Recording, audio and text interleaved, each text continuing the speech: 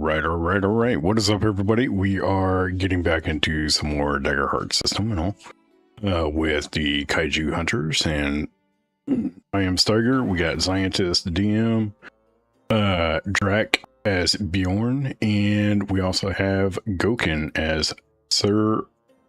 What was it? Sir Rowan Dorn. Sir Rowan Dorn. That is my title character. Yeah, so I've been running around all day, so it's like everywhere right now.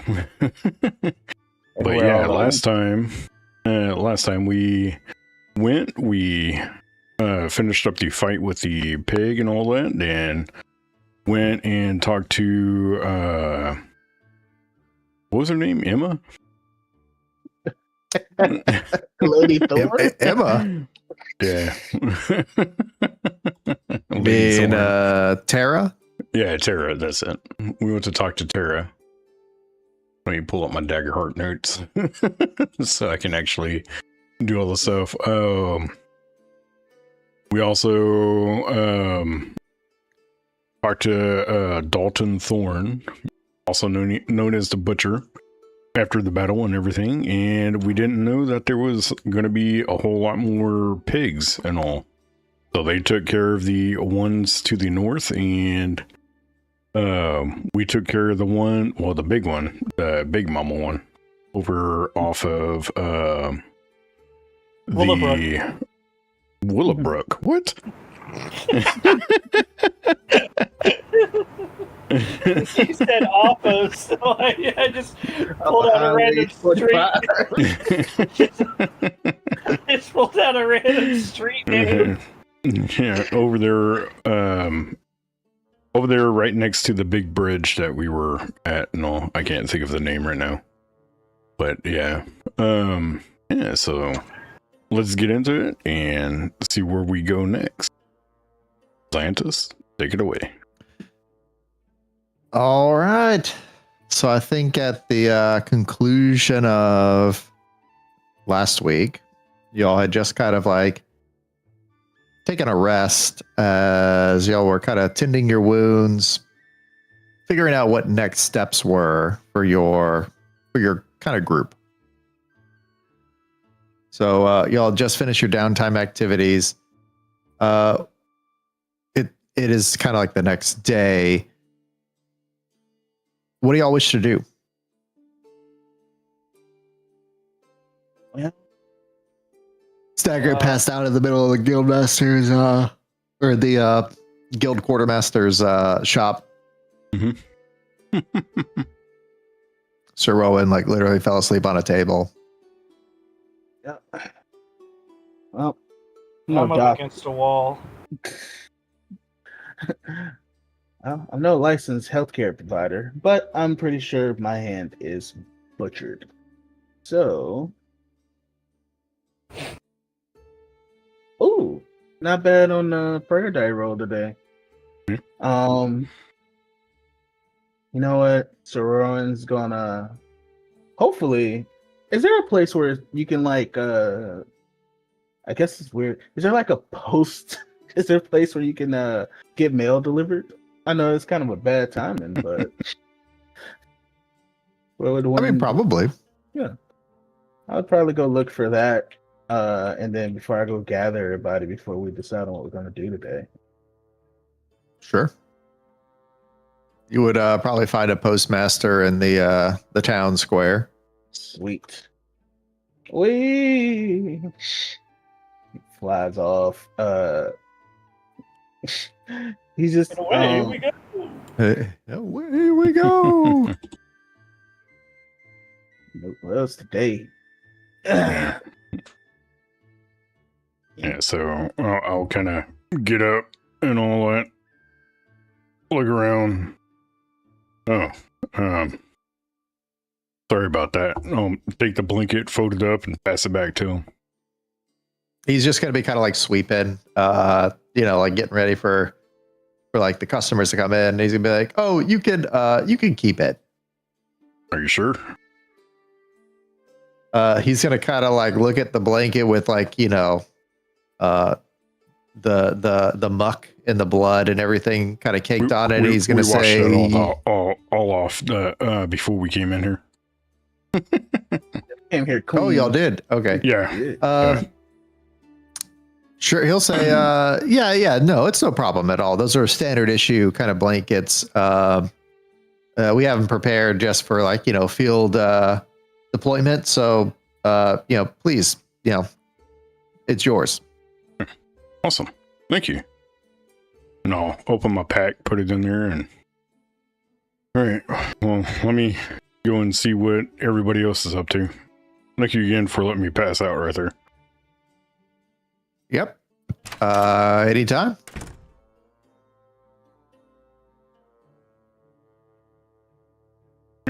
As you kind of wander out to the front of the guild hall early in the morning, the birds have just kind of started stirring. You would have noticed Sir Rowan's absence as you were kind of leaving. Seemingly he had set out ahead of you. Mm-hmm. Yeah, I would have probably heard him talking, Oh yeah, breakfast. And go in there and grab some breakfast. Oh yeah, food. Yeah. Give me that food. Sure. They seem to have set out a little bit of a spread this morning. You see kind of breads and meats, sausages, stews, cheeses. Okay. No hardtack and gruel today. I'll get some stuff and all that and start eating, and I'll pack a little bit of it away. Certainly. You eat your fill and you pack up a bit for the road as you head out. Where are you headed to? I'll just kind of wander around the city. Okay. And after that, I'll probably come back here later on in the day to see if they need anything. Okay. Sir Rowan, you went off to send out a letter. Where to? I'm sending off 2 letters. One, I am sending off a letter to the Solar, which is basically, think of him like a regional manager for basically like a lower general or something of that nature. But yeah, I'm sending off my report from the Glosson incident and just my reports from these last couple of days. I have been severely behind on those per usual. I'm sending another message to my squire who I left back in the capital because I didn't want him to run the risk of getting murdered out here. He's not ready for field work. And I'm just kind of trying to see if I get a status report on his job of just, hey, how's the Abbey going? How's everything going? So on and so forth. And then lastly, I'm sending a letter to my ex-wife. Okay. What? We often do this thing where we kind of,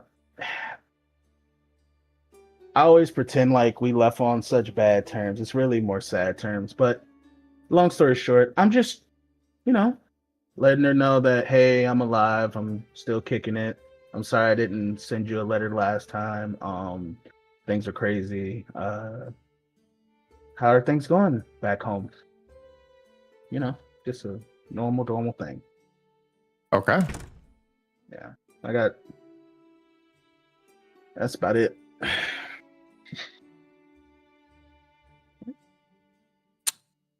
Sure. The postmaster kind of takes the letters and transcribes down the addresses. What locations are each of these? You said they're all in the same town or city or where? So 2 of the letters are in the capital. One's addressed to the First Light Inn, which is a abbey on the outskirts of the capital, where my faction is. And the last one to my wife is located in the in Sundaria, basically. But as far as where it is, it's very hard to say it in the common tongue. So I just tell them, hey, look, the fucking place with the giant ice crater. It's Okay. only one place, all right? And make sure Lady Naomi gets it, okay? Nobody else. He says, certainly, as he kind of like attaches the letters onto what appears to be a tiny mechanical bird. And he goes to tinkering to kind of set the coordinates for delivery. And he says, that'll be three coins, if you please. He is going to give up 4 coins to ensure there. How many coins are in a bag? A handful of 10? All increments of 10. All increments of 10. Gotcha. He's going to give up 5 coins. I don't like that. He's actually going to give up 6 coins to ensure that they all get there safely. And also, if you can, Saroan like snuck a flower from the forest when nobody was looking, and he's like, make sure that Lady Naomi gets that one. We will do our best. The automatons are a little rough at times, but hopefully it makes it there intact. Hopefully. Any I know it's a dumb question. I doubt I would have gotten any reports or anything like that, but is there any mail for Sir Roran of House Dorn? I don't see any reports for a Sir Rowan at this time. It seems you do not currently have any mail. Good. That means I could take a little vacation. As he cracks his knuckles. Wait. I do have something here that says something about taxes. And you see Sir Rowan just lifts off the ground like 2 feet and then takes the note and just moonwalks out like, it's always something. You had to ask. And I can't even open it because you see he's got one of his arms in a sling, and he's like, it's wrapped. He's got his gloves, his metallic gauntlets hanging off of his waist, and he's just like, can't even open this thing. It's just floating throughout the city, just dejected. They got taxes. Yeah. Only 2 things in life are certain. Death and taxes, baby. Where is Bjorn? What you been up to, Bjorn? He was sleeping in the cathedral, and he He was going to help out with the relief effort in the morning. Sure. Whatever they needed, I guess. For the most part, they just needed assistance with the rebuilding efforts. This would probably take, assumably, a couple of weeks or so. Generally, about the same amount of time it would take for Sir Rowan's arm to kind of heal, as well as y'all to wrap up any kind of outstanding inquiries here in the village. So.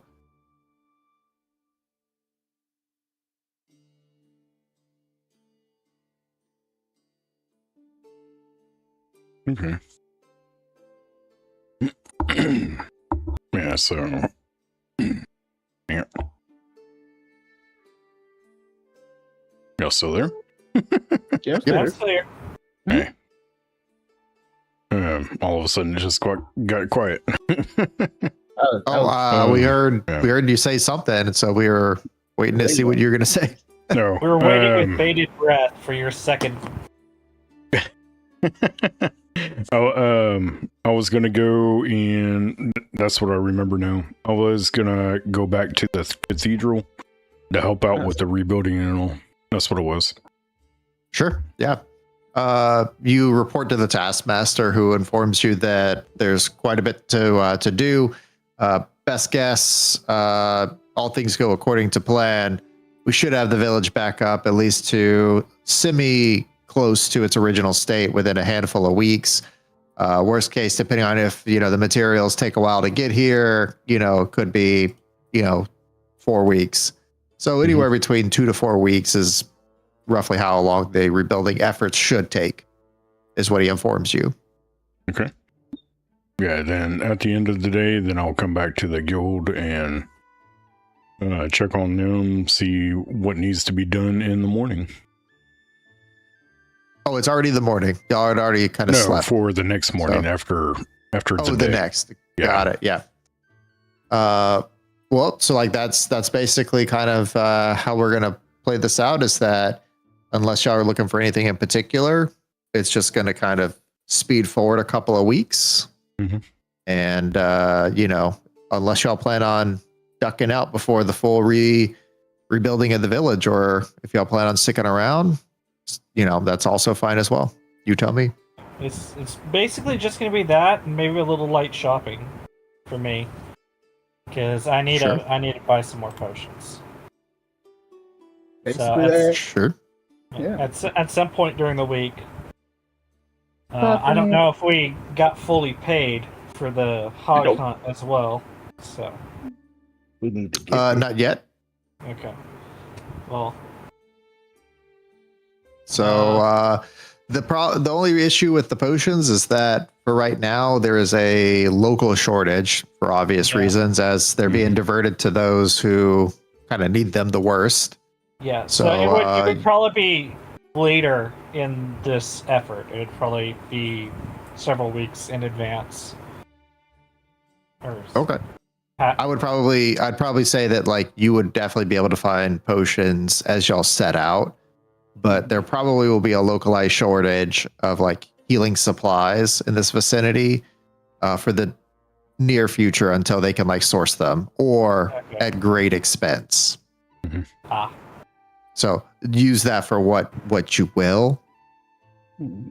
I might get one minor health potion, even at the great expense. How much are we talking? Roughly about double at this point. So a full bag? It'll be for one, full bag. Okay. I will get one health potion, just to make sure I have an emergency supply. Okay.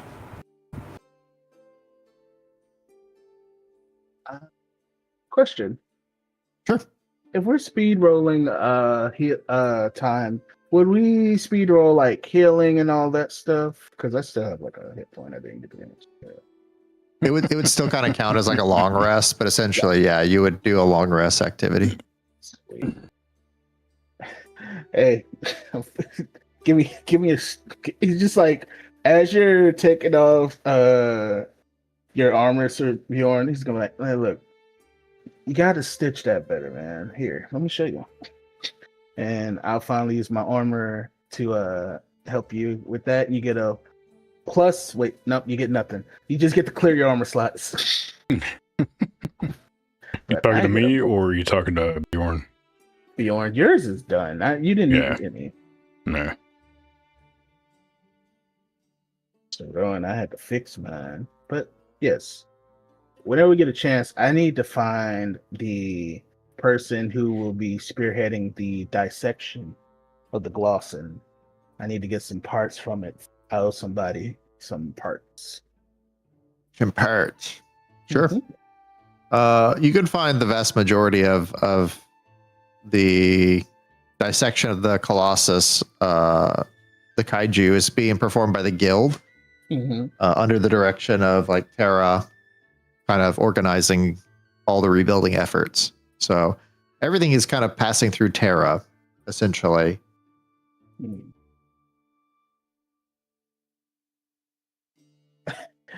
It's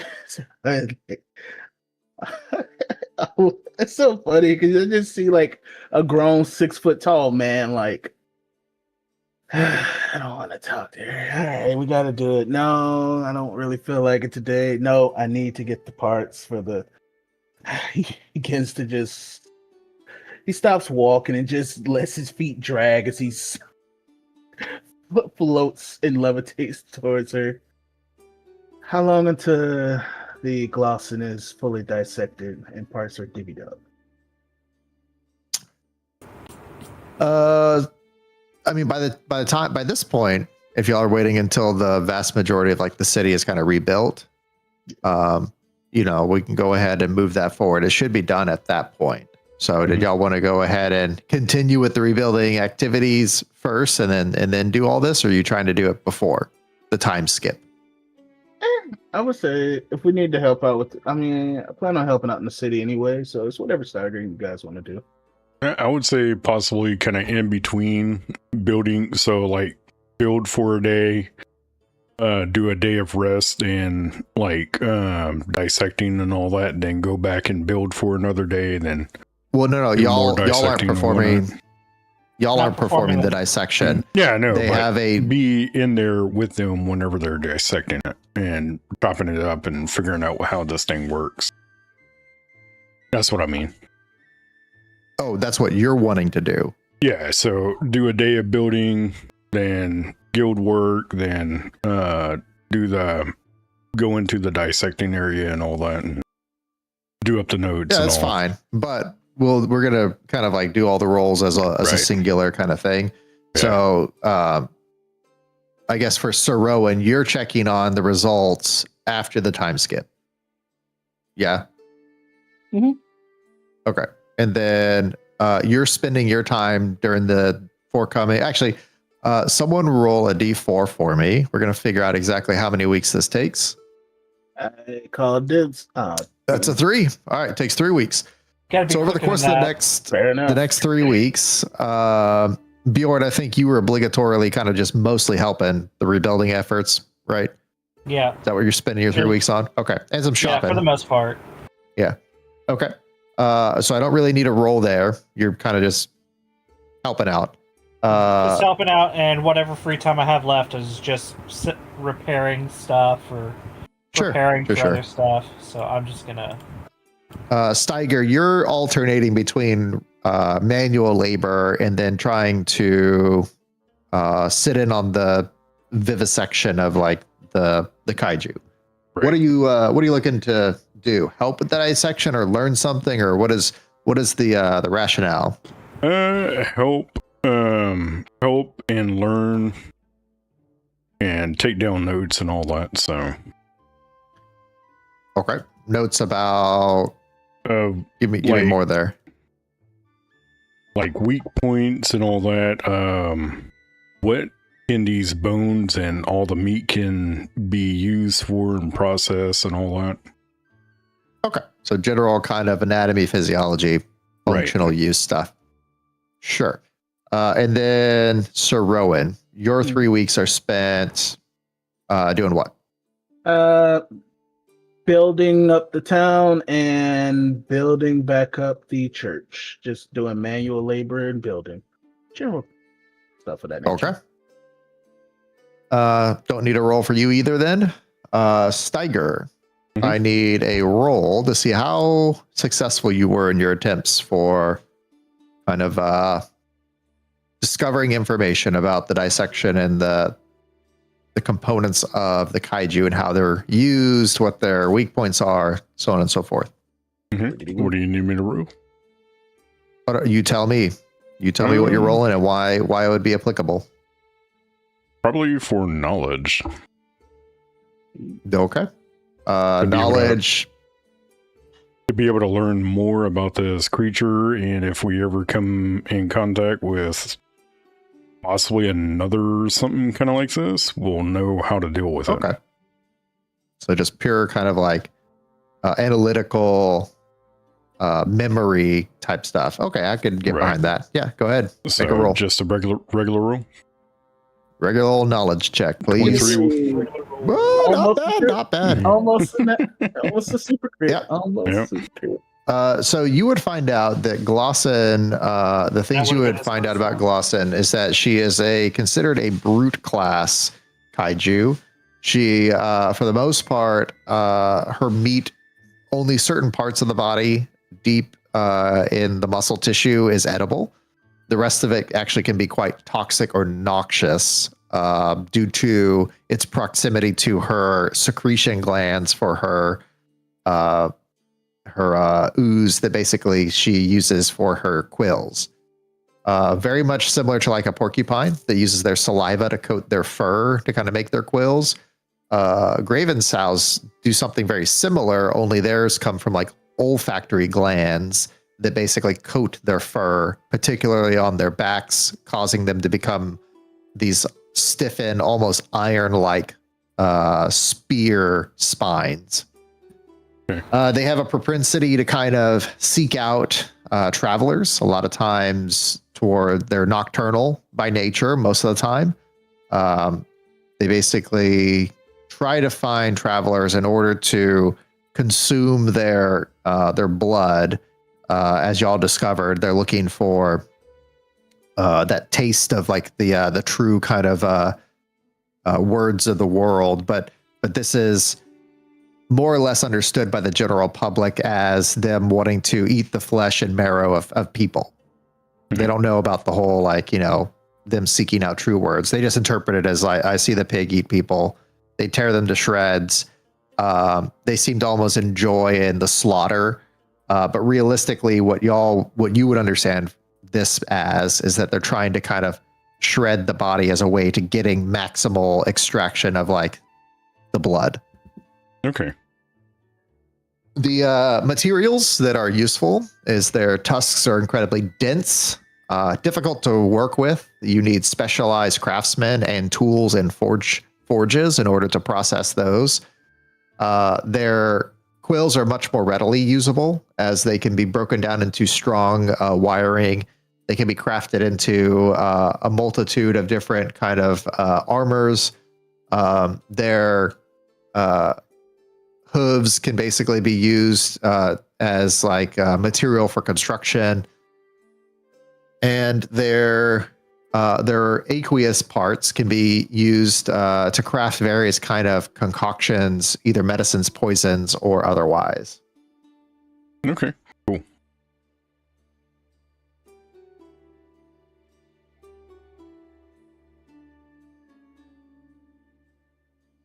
And then to answer your question, Rowan, you were looking for how much usable material and meat?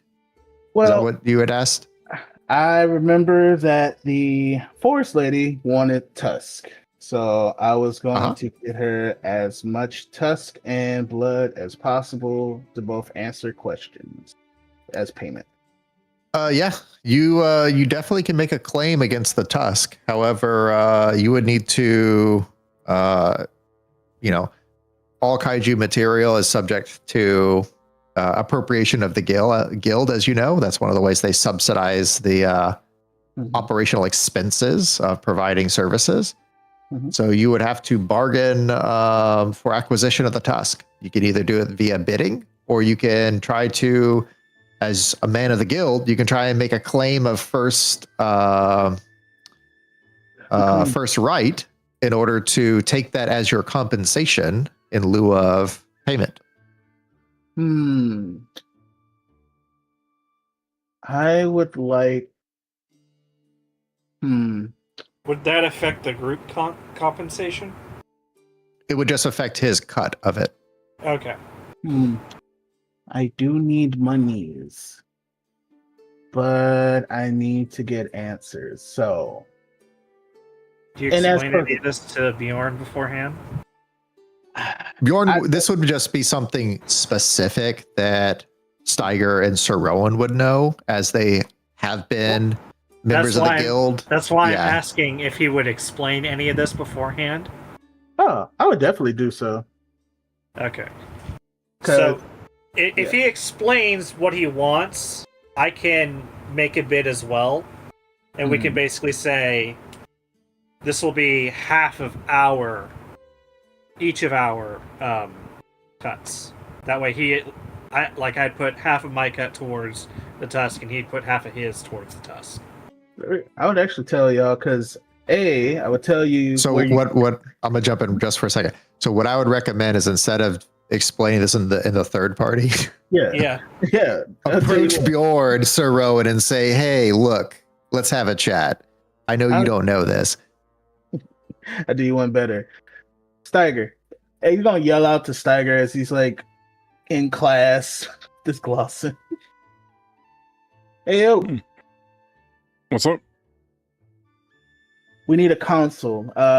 We need to go find Bjorn. I have a situation I would like to present to the group. Okay, let's go. All right. As As I'm we- like pulling my hands out of the gut and everything.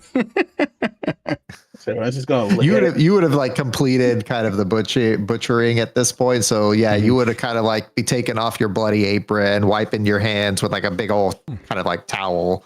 Mhm. You know, getting a little bit cleaned up. Yeah.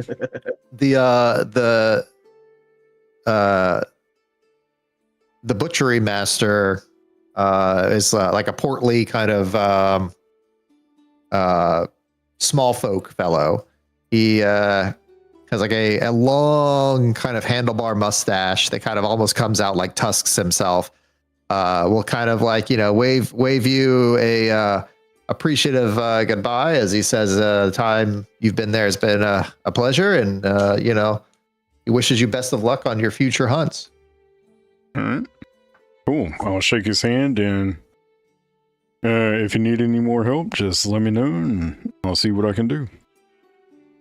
He's gonna say, no help needed here. I got already got a notice from the other branch office that I'm needed in a couple of towns over. So after I get done kind of with the last bit of the packing up here, I'm actually just gonna hop on the next cart tomorrow and head on out.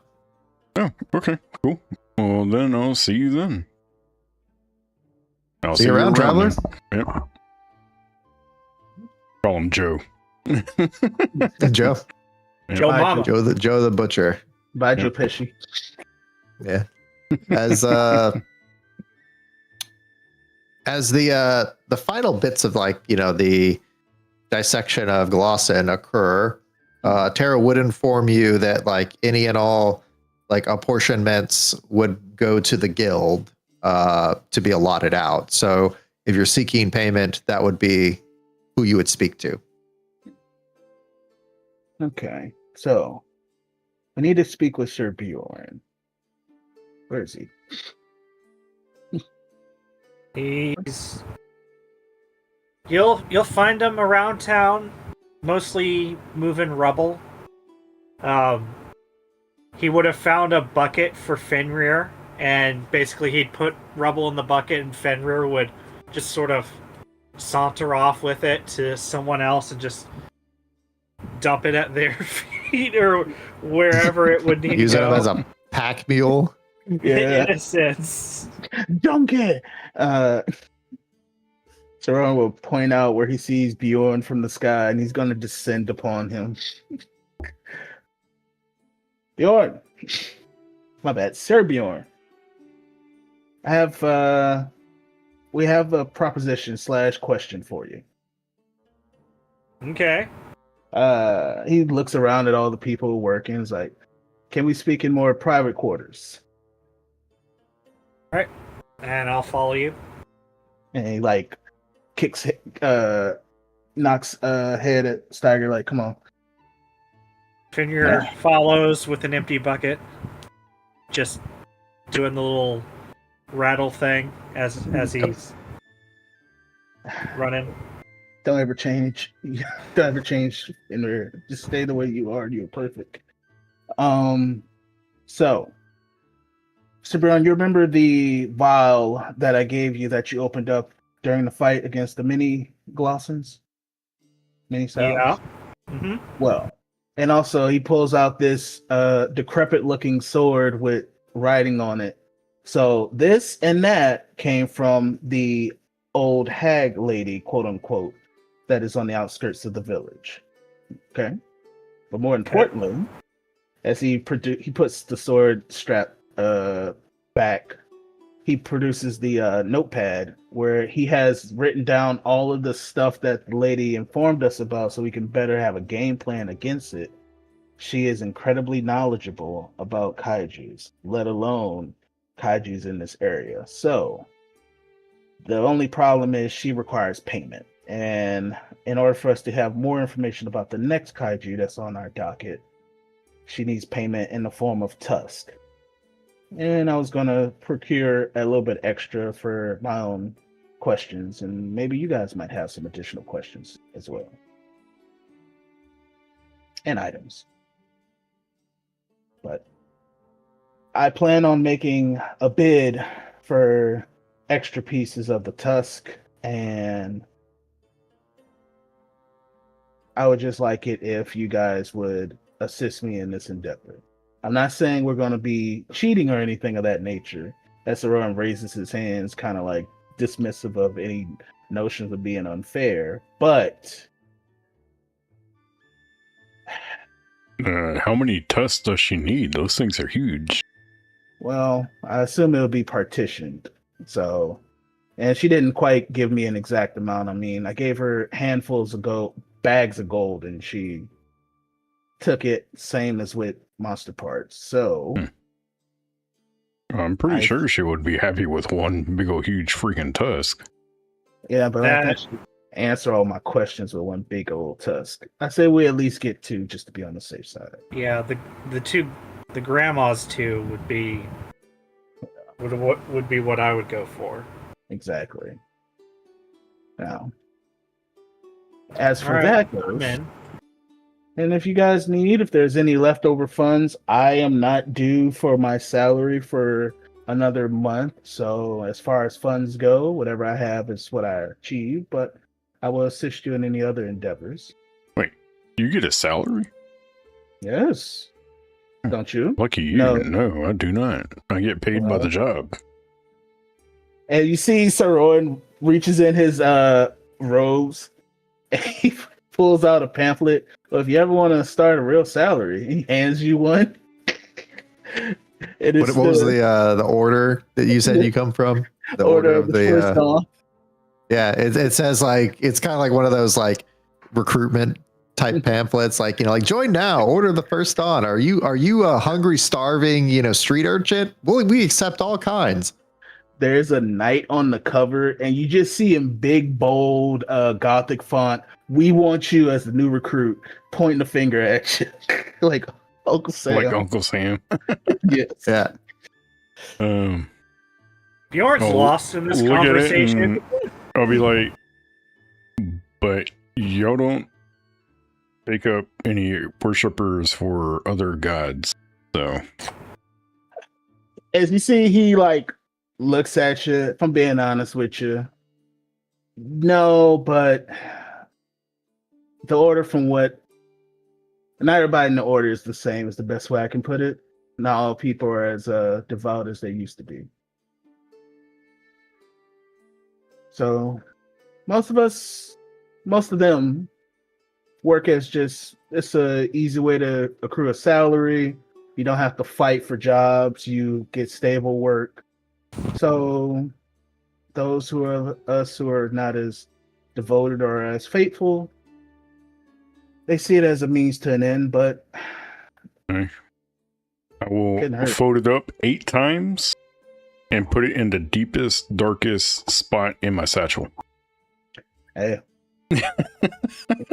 go for it. I just have to make sure I got to get these out because I just found this in my robe last night when I was cleaning my wound. So that was my last one. I don't do recruitment, as you can see, but I did send in my report for you guys. I may have said that I had the aid and help of 2 noble knights, and that would be you 2, actually. You haven't mean 3? Well, you know what? I did specify Fenrir, but I don't think a companion to a knight would. I actually marked him as a squire, if I'm being honest. But well, I mean, that's good enough. So he is kind of like a follower of Bjorn. So Yeah, but also I don't know how old he is, and if it's like anything in dog years, he could very much well be old enough to be knighted. But nonetheless, the reason I say that is because not to He's about 7, give or take. in dog years or human years. Human. Oh, then he's old. 7. That's like middle age. Exactly. They start calling Like you 50. Mist in real. I just thought you was a giant gray wolf. I didn't think you. No, I'm actually a timber wolf. This is all just gray fur. I mean, I raised him since he was a pup. I don't know his exact age, but I'm pretty sure he's around 7, 7.5. But that's cool. But you see Saron like shakes his head. But the reason I say that is because though it's not a formal knighting, if we ever are to run into any other factions, major royalty, or anything of that nature, I am currently petitioning for y'all to achieve knighthood status. Even if we end our adventure now, I figure it will help you guys moving forward. Okay. Just wanted to let you know. Yeah. My thank you for all the help y'all provided to this place and me. But back to the matter at hand, as he gets away from all of the sappy stuff, we need to acquire these tusks. Say no, but just want you to know that's what my main prerogative is. I mean, I'm in. Yeah, I mean, There's- I can help you out as much as I can, so. That jar was pretty useful. Exactly. Saruman takes a fist and puts it in the middle of the group. So, team? I put my hand on top of his fist. I put my hand on top of Steiger's, and then Fenrir puts a paw on top of mine. Huzzah! I like this. All right. Well, as you see, Saruman's still nursing his left fist. He's like, well, outside of that, what else are we doing? At this point, you'll catch Fenrir sniffing you. I'm sorry, but I am fresh out of any type of meaningful food. No, here. I'll give you my leftovers from breakfast this morning. Saruman just looks at just a bag of what, hardtack? No, Actually- open it up and there's like ham, there's eggs, there's like What? toast and all. The one day I don't, you just hear it. Just hear the sound of like rubble every time he screams out some weird sound. It's like the one day I don't go for breakfast. The one day I don't go for They were issuing this out. No, I guess you left right before they set the plates. Tabernacle. This sucks. What- I wonder if that's another curse your brother stuck you with. It's just so perpetually unlucky. Oh man. Alice, when I see you again, I'm going to throw you off a cliff. It wouldn't work because you can fly. And I'll issue out another one for Bjorn and Fenrir. Ooh, what is this? Book? What? Ooh. Flora and Flana. Oh, we got a new book we can write in. Nice. Oh, that's Better awesome. than the book I was doing. Not really. My book was pretty cool. Where's my book? Can anybody see my book, or is it just me? Depends see on a the permission level. God dang it! I don't even see my book. That is awesome. You should. There it is. Untitled notebook. I don't even know what the permission level is at. Right now, that one's set to only you have writing status. The other ones do not. Okay. Well, they don't even have viewing status. It's just your book. Well, I want to make it viewable to them. But also, yeah, I want to make it guild. I can't change it. Only you can change that, correct? Yeah, but this is I've just made a mock-up of this. So. Gotcha. I did want y'all to see it because that is hilarious. Okay, so how do I get back to that after I close it out? Sure. If you look over on the left-hand side under the Yeah. ruler. No, left-hand side ruler. Okay, ruler. Go right one and down one. Oh, the book. Oh, heavy lore. Okay, cool. Mm-hmm. And I see that it's also in the It's also in the journals and stuff. Yeah. I just don't know if it pulls up the like if you click on the journal bit, does it open up the bookshelf? No, it just opens up the regular page of the book. And yeah, so you would go to like the heavy lore one, and it opens up the bookshelf. That is and you click on awesome. Yeah. I can't title mine.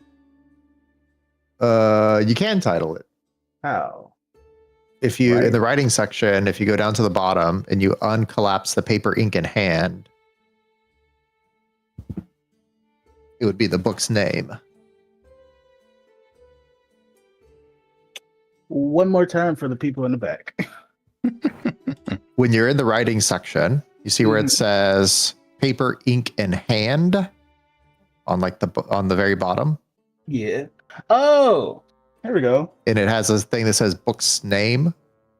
Mm-hmm. You would title it, then set the ink. Yeah. I'll probably have to write all this off stream. So I'm gonna do it right now. I'm gonna give you said do give them read permission. Mm-hmm. Okay, done. Sweet. Coffee stain. That's awesome. And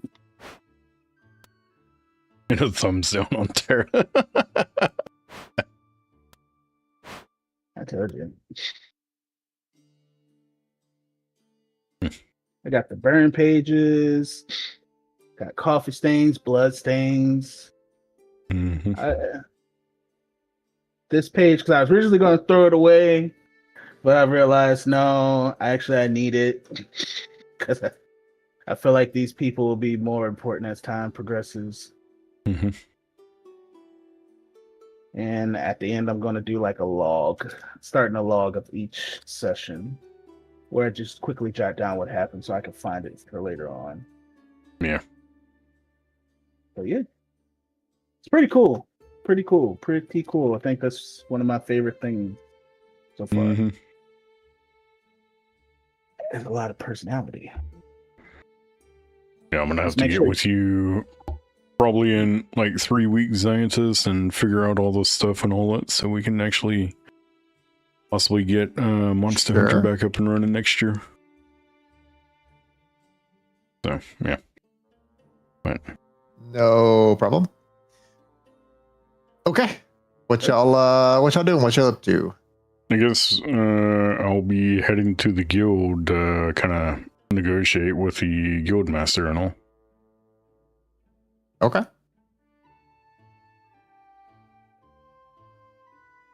Likewise, because I want to negotiate. I want to get this stuff on the road. Yeah. I mean, you head on over to the guildmaster as you kind of approach. He'll be just kind of maintaining the shop as you walk on in. He says, "Welcome back.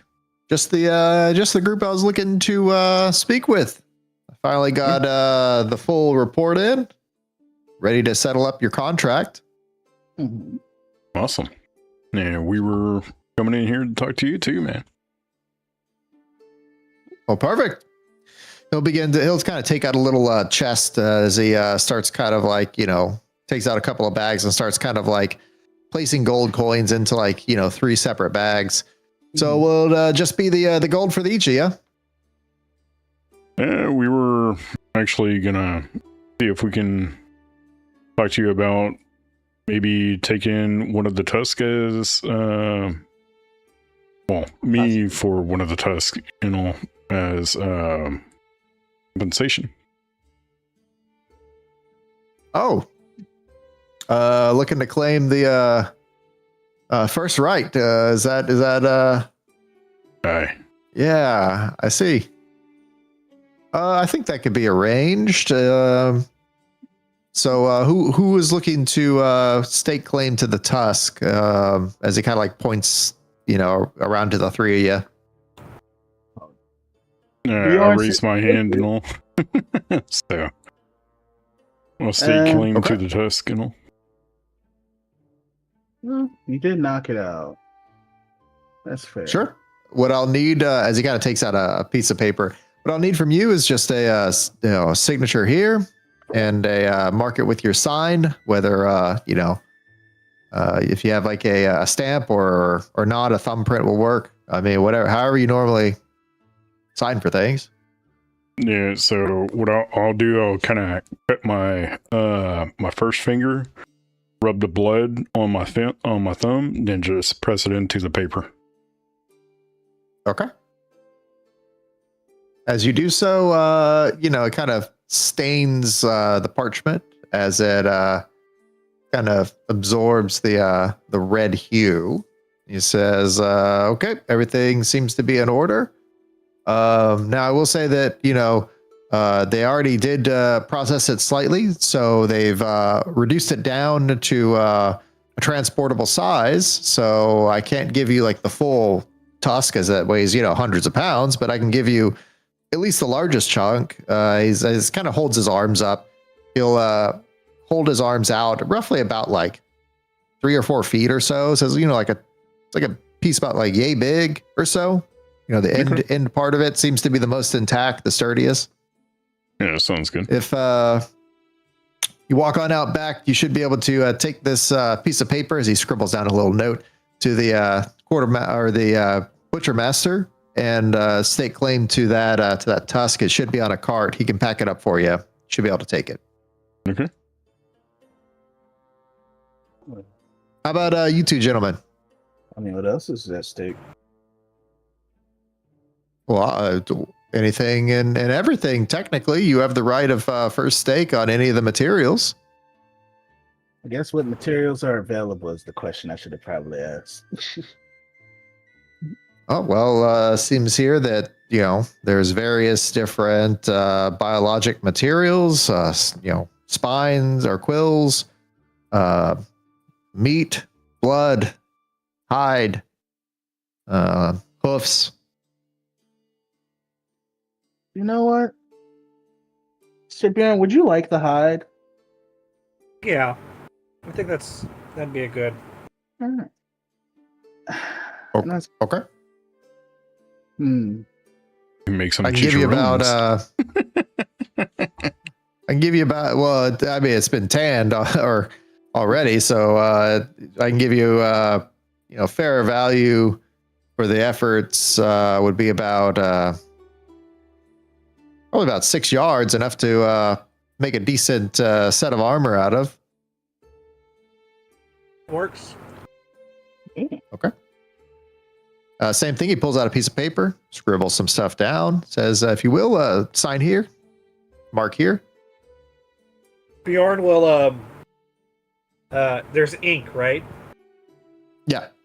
Bjorn will stick his thumb in the ink and do a thumbprint. Okay. Thumbprints work. Well, in that case, can I stake claim to 2 things? Really just depends on the value of the things you wish to stake claim to.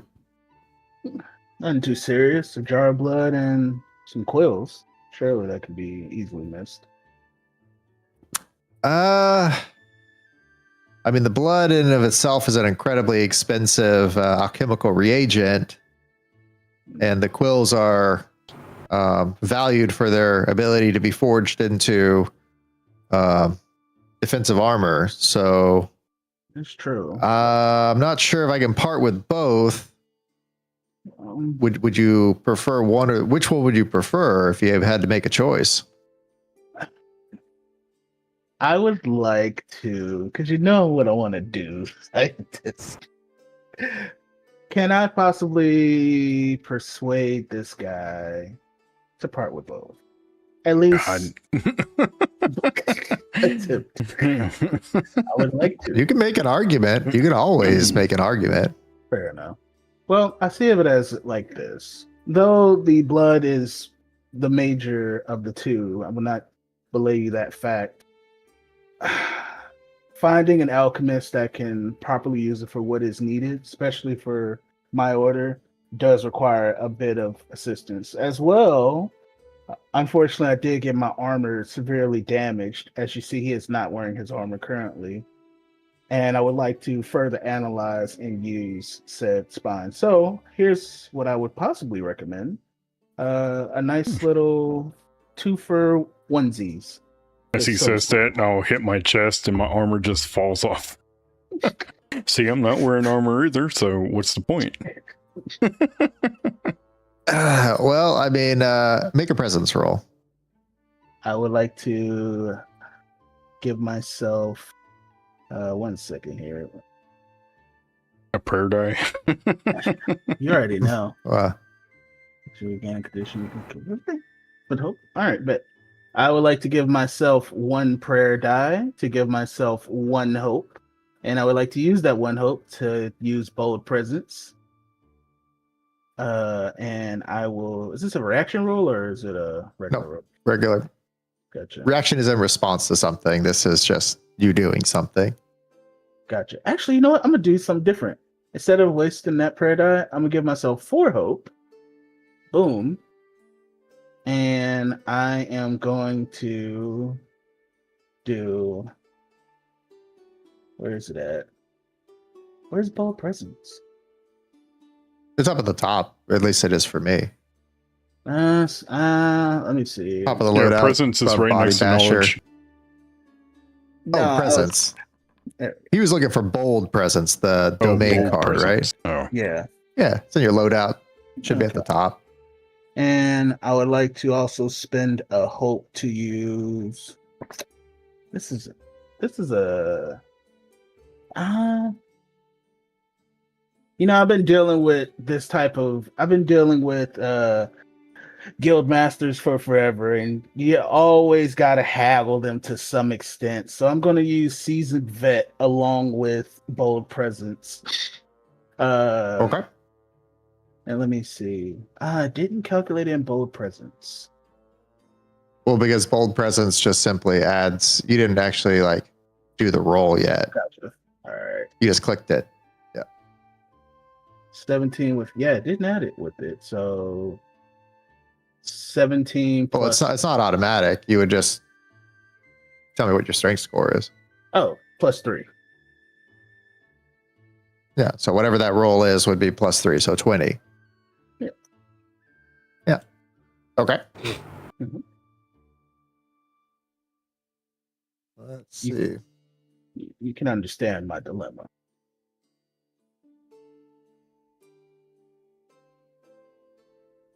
One second.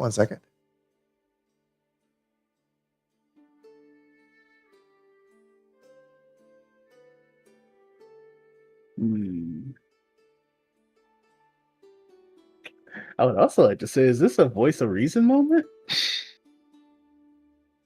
I don't think so, because it's not dispelling. There's nothing hostile right now.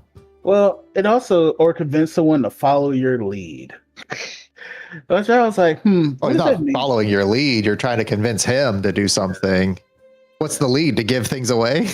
Nah, the lead's like, come on, work with me, bro. Like, be on my. I think that would be a stretch. Sure. So the 20 is successful.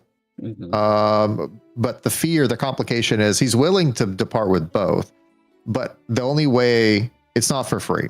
He can't give you both as your compensation. But what he can do is he says that he can offer it to you at a basically the cost of acquisition price, not at the fair market value price for the other item. Okay. Which is? So you wanted the blood primarily, right? And then you're going to buy the quill. Mm-hmm. Let's see. Taking into account cost of labor, it'd probably run about 4 bags or so total. 4 bags of total for cost of labor. Do I try and go further? You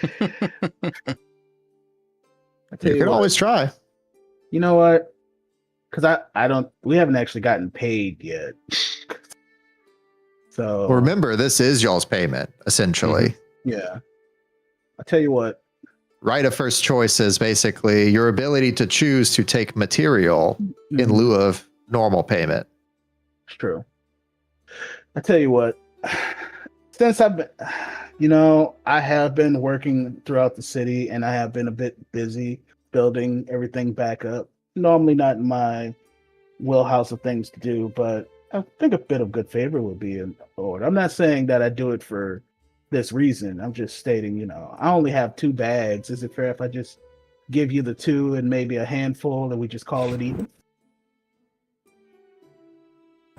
Make a presence roll. Yeah, you already know. Spending the hope. Sure. And you know what? Yeah, because I used all 4 of my hope today, y'all. Hold on. Oh, my hope. All my hope is gone. We're gonna do season bet. 11 plus 3 equals a 14. 14. Unfortunately, I cannot. I understand. He's like looking back at you guys. Anybody have 2 bags they could spare? I've got 1. No. Also, your failure with hope, the hope means that because of your good contribution to helping save the town, the guildmaster will not hold your behavior against you in future transactions. That's what I like. That's what I do it for. No, I'll give up 1 bag, so. All right. There you go. 4 bags. I will mark my You'll 2 just bags. Pay me for 300% interest. Compounding daily. Fair enough. I'll just take it out of saving your life. Whatever, how much that's worth. A nickel. Well, fair enough. Cicero and pulls out. He looks at the 2 bags like, it's gonna be a long journey to the end of the month. Let me tell you. But it's for a good purpose. And I'll kind of ask the guildmaster one little thing that I would kind of request about the quills. Can you make like a quill pen? And if you do that, I'll come in here and buy one. A pen. He's gonna point over to the quill as he's getting ready to hand it to Sir Rowan. He holds it up. It's basically looks like a short, like a javelin. Mm-hmm. Well, I mean, kind of like you want this as a pen? No, I mean cut it up and all that and make them into pins. I will give you. I will. You know what? I will do you a solid as he takes out his knife, flips it in his hand. 1, 2, 3, 4. 4 perfect diamond cuts here. Perfect long pencil cuts for you. Can you make a performance roll on that? Yeah, I would. I want to see how good you get it. Hell yeah. It's good enough. Here you go. Now you got 5 pins. Or actually, hold up. You got 2 pins. Nice. There you go. Mhm. And I'll go ahead and walk on to the back and everything, and see if the people can kind of ball the tusk up and all into like 3 segments. Where's my jar? Okay. Do I have to sign for the jar of blood and all that as well? Well, no, it's all under the same request. So like you would sign for essentially like both.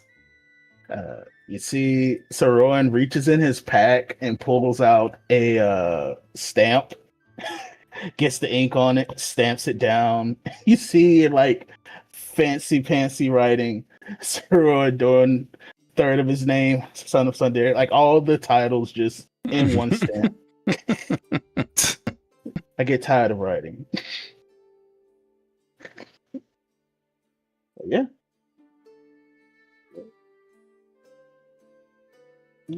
Cool. Sweet. As y'all collect each of the items, go ahead and add those to your characters like notes. He says, well, that makes my job a bit easier. Lord knows we could use the extra funds for rebuilding efforts. As he kind of closes the lid of the small chest, puts it back under the counter. He says, well, I mean, once again, thank y'all for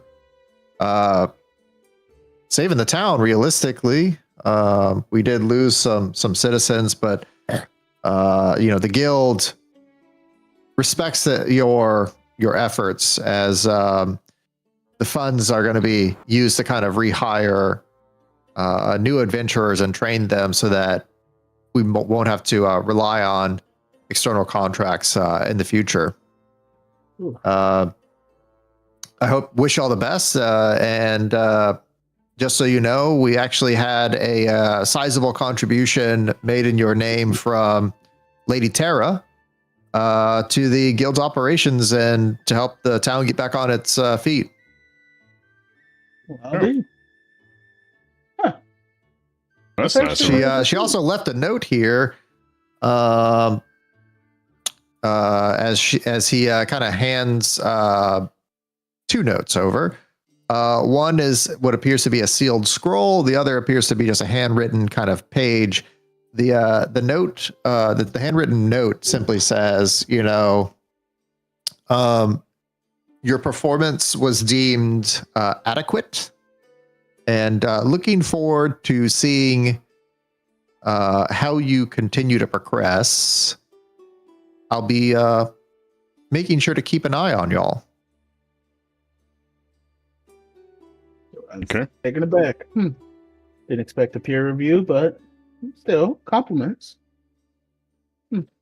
He also, the guildmaster kind of takes out from behind the counter. He says, "Oh, and I almost forgot." He slides over to Bjorn a updated card, and then slides over to the 2 of you, Steiger and Sir Rowan, additional kind of like stars, like little gold stars. He says, for your efforts, Sir Bjorn, you have successfully achieved the rank of bronze for your adventuring rank. And yourself, Sir Rowan and Steiger, y'all have been promoted to silver lieutenant.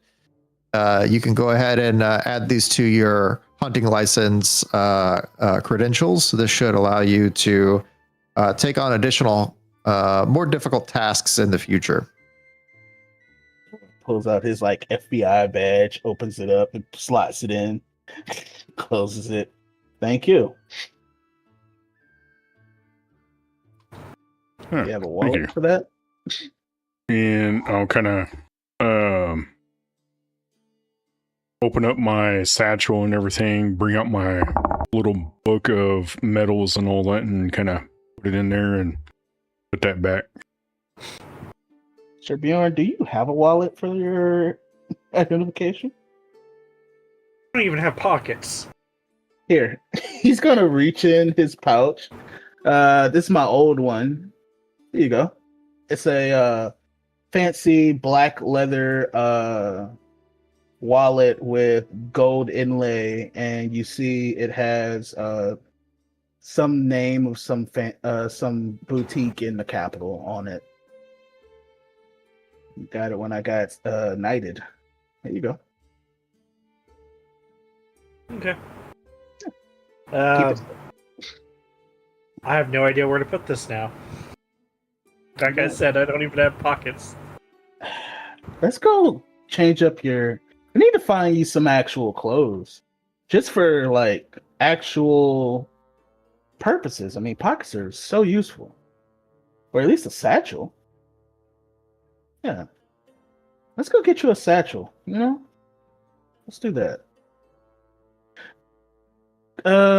Guild quartermaster, do you have any satchels on hand, or do you know anywhere where we can find someone selling satchels, leatherworks, all over nature? I do believe that the satchels are actually crafted by the tailor. He works both in cloth and leather. He should have something should suit your needs. Perfect. All right. Not necessarily like a bag, right? You're looking for like a pouch, some kind. Is that my understanding? Cipriano looks like he likes to travel light. What do you think? Yeah, I like to travel light. Yeah, something light for him. What about a fanny pack? Ooh, it was all the rage back in the capital a couple years ago. All the old lords used to wear them. Yeah, in my village, it's like up and coming stuff and all right now. Yeah. Very fashion forward, as I believe they are called. Can't believe you already had fanny packs. They're just coming out. Man, the capital's first, and it trickles down. I guess so. I do like the fact that we're playing dress up with Serbia. Well, my homeless tree person has a fanny pack. Yeah. Okay. Forest person, not tree person. Well, There is a difference. I'm sorry, I didn't mean to be insensitive. That is on me. I haven't had sensibility training in years. A tree person is one. He is many. He is many. He is two, unless he has some severe case of multiple personality disorder that went undiagnosed. We are his blood. All right. Oh Just got God. diagnosed. Look at that. You just earned a super special star on your hunter's license. Guess what? You just went down in grade. You went from class E to class F. Y'all wanted to keep poking the bear. I've been watching a lot of Vox Machina recently. Yeah. I just finished it up and all that. So Yeah. that was awesome. Man, I need to catch up on this season, but I digress. Well, got this giant jar of blood and they're like javelin-sized quills, or just one javelin-sized quill. Correct. Yeah. This was a very large beast. Gotcha. But which one is correct? No, they're javelin size. Like each quill is the size of a javelin, essentially. Gotcha. It's like a bundle of them. Yeah. Gotcha. So you have essentially a pint of blood, in like a round flask, and a bundle of 3 quills. I got a jar of dirt. I got a jar of dirt. Which relatively, for the price of 4 gold, you would know that this is quite. He did give you quite a bargain, as most of the time, each quill sells for considerable value once it's been forged into some sort of like armor or what have you. So for the right artisan, they could catch quite a bit of return. Yes. He's like trying to stuff. He's got the jar secured. He's trying to stuff the quills. He's like, I don't think this is gonna work. All right, just carries it on his back. It's like I gotta. I'm also gonna bring out the fly wing and show it to him and all that, and see if they can do something with it to kind of see if they can try to make something with it, or else I might have to take it to a tailor. He's gonna kind of like scratch his chin a bit and say, I mean, I gotta hand it to you. This is just a little bit too delicate for any of our craftsmen we have on site. You might need to see someone a little bit more skilled. I would honestly hold that to yourself until you reach like a small city or town that might have more selection of specialties or specialists. Okay. We just don't have the right technicians or the right tools to kind of synthesize that. Okay. And he's gonna like also once again hold up the second message, the sealed scroll, and says, "Who? By the way, here she also left this. Who am I handing this to?" I will hold out my hand. Give it. Okay. He will hand it on over. And I'll hand it to Steiger because one of my hands is in a cast and I can't open it. I'll take a fingernail and kind of just pop it open. That is so cool that you have that. Oh, Sure, you can. That looks freaking awesome. You absolutely can. Immediate action required. There has been a sighting of flying kaiju in the south. We have set out to investigate in advance. Should you wish to prove yourselves further to the town of Vesper, and you will find us at the Black Swan Inn. The supply as you are able en route. Oh, resupply. That's cool. That is so cool that it freaking did that. That's awesome. I know. I love this. You gotta show me how to do all that stuff too, scientist. By the power of Grayskull. Yeah.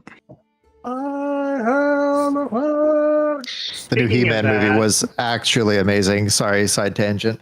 I haven't watched it yet. No spoilers. Even though I've already. I'm not giving you nothing other than it was great. Fair enough. How do I access my journal again now that I've closed it? Which one? The player journal, like your actual character sheet journal. Yes. If you hit C to open up your character card. Okay. And you go to notes.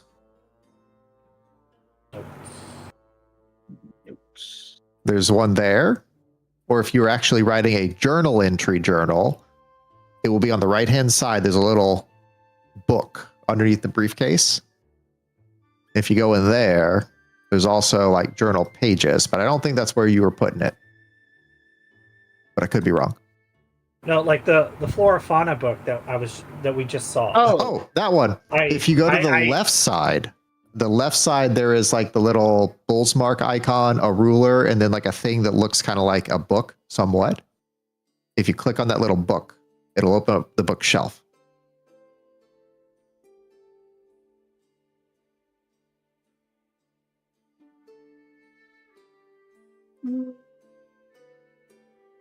Okay, I see token controls, drawing tools, region controls, journal notes. Yeah, that's journal that's notes. That's the first column. Go to the second column where it has the bullseye under token control. Second column, fourth item. Okay. Heavy lore.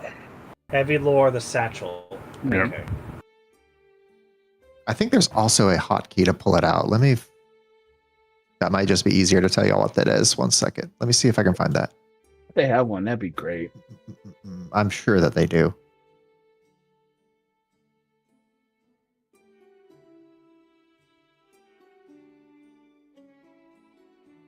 Oh, damn. Well, gosh dang it. accidentally hit P and it brought up the party one, and it kind of messed up my order. Happens.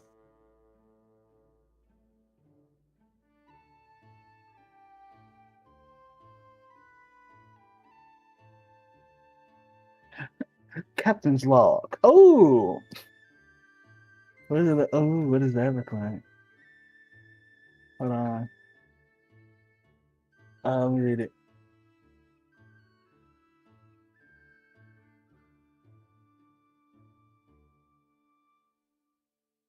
Cassette read.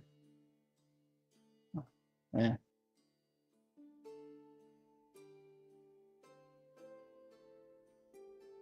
Yeah. Yeah, I don't know if there's a hotkey for it, but it is. It should always be there in that same spot. Yeah. Should be easy enough to find. Thank you for telling me that way, because the old way I was going took too many clicks, for my opinion. Oh, I don't know which was the old way. Go to the right, go all the way down, try and go over each one, figure out which one's journal. Click journal. Oh, no, no, no, no, no, no, no, no. Go down 4 clicks, see player compendium, look at Fenrir, go, good boy. Leave player compendium, go back down 2 more. It had to do it every time. Just trying to figure out how to rename the thing from Book of Flora and Fauna. For the book, Yeah. renaming the title. Oh, Yeah. that's not your journal. Did you want me to make you a journal? That is the collective thing for like you and Steiger and Gokend. I'll keep your flora fauna notes in, but I can make you just your journal. Okay. Yeah. If that's what you wanted. Yeah. All right, sure. What color you want? Blue, purple, green, red, yellow, orange. Like a dark brown, like a Dark brown. tanned Got hide. it. We'll do soft leather. Oh, that looks cool.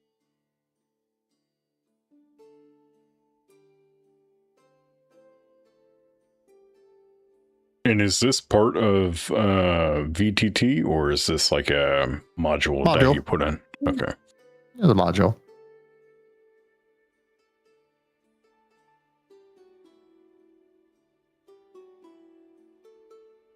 Man, the Black Grimoire reads nicely.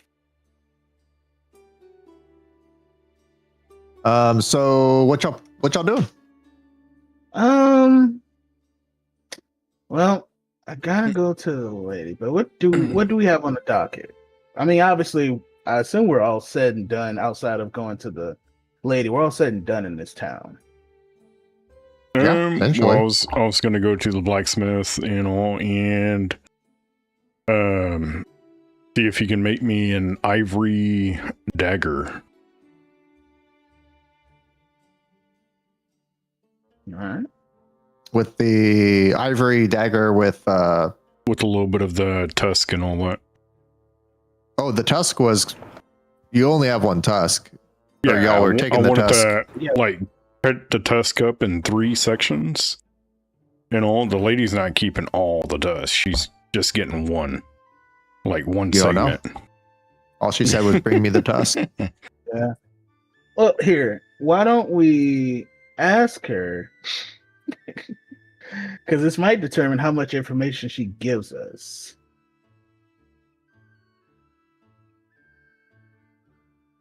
Because I'm not parting with her with taking the whole tusk.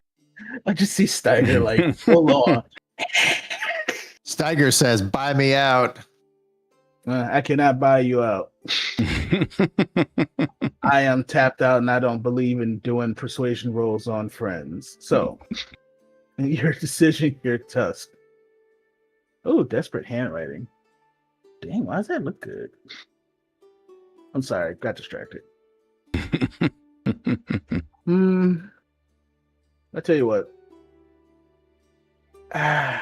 Maybe if you can, like, because generally if you're gonna make like an ivory, dang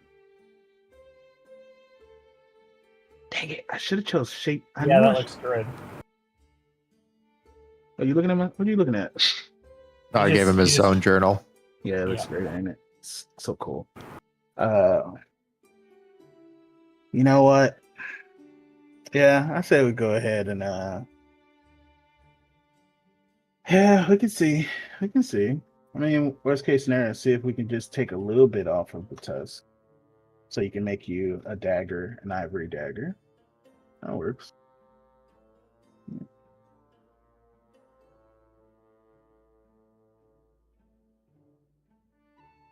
And as we're there at the blacksmith, I'll see if he can actually kind of resharpen my sword real quick. Sure. Yeah. No, part with a handful for sharpening. If that's how much it will cost, I don't know. He's gonna say no charge, as you've done more than enough for this town. It's the least I can do to pay you back. Well, thank you kindly, Bert. No, warrior grab his arm and all that in the handshake. Sure. He's gonna make a strength check. All right. Awesome. Oh, Crazy Corsair, welcome in. Thank you for the raid. Help. 11. 11. He's gonna kind of like grip, as you can kind of feel him bear his full kind of weight and strength into like the handshake as you feel a winds of pain. He's gonna say, "Keep at it, lad. Got a ways to go." Yep. I gotta try it. I gotta see. I gotta see what it's about. Wixies, welcome in. Thank you for the raid, man. How was your stream? How was Scum? Hello. Man, let me know. I want to make this. I want to test this man's strength. Sure, go for it. Oh, y'all played SnowRunner. My bad. I thought y'all were playing Scum. I was getting flashbang.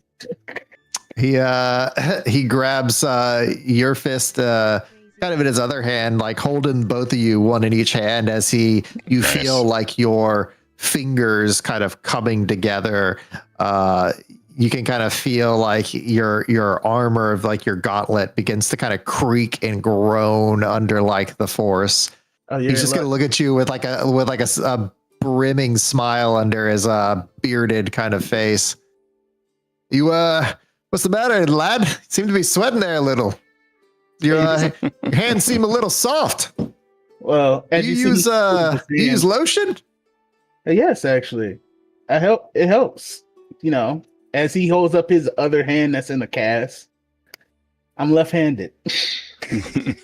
I see. Well, But still, nothing a good hard day's work can't fix. Maybe put some hair on that chest and some callus on those palms. my knuckles are calloused enough as is. But thank you nonetheless. Yeah, them little scabs. I get worse than that whenever I put my boots on. How do you do that? You know what? I'll let you have it, old man. I'm horrible with kids, but I'm cool with old people. This is all they have at the Abbey. Well, you be safe. No, just ask him how long will it take to get the ivory dagger made? The materials, the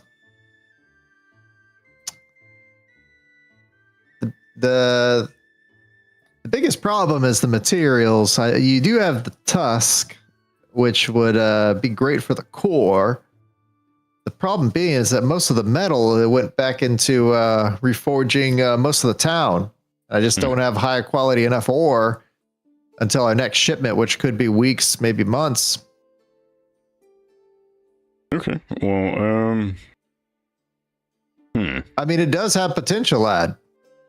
I just don't have. I don't have the materials to put it to use, unfortunately. I'll just say this. Just go ahead and hold on to it, and I'll be back. Are you sure? Bye. The whole tusk or a piece of the tusk? Like the piece of the tusk and all that we cut off and all.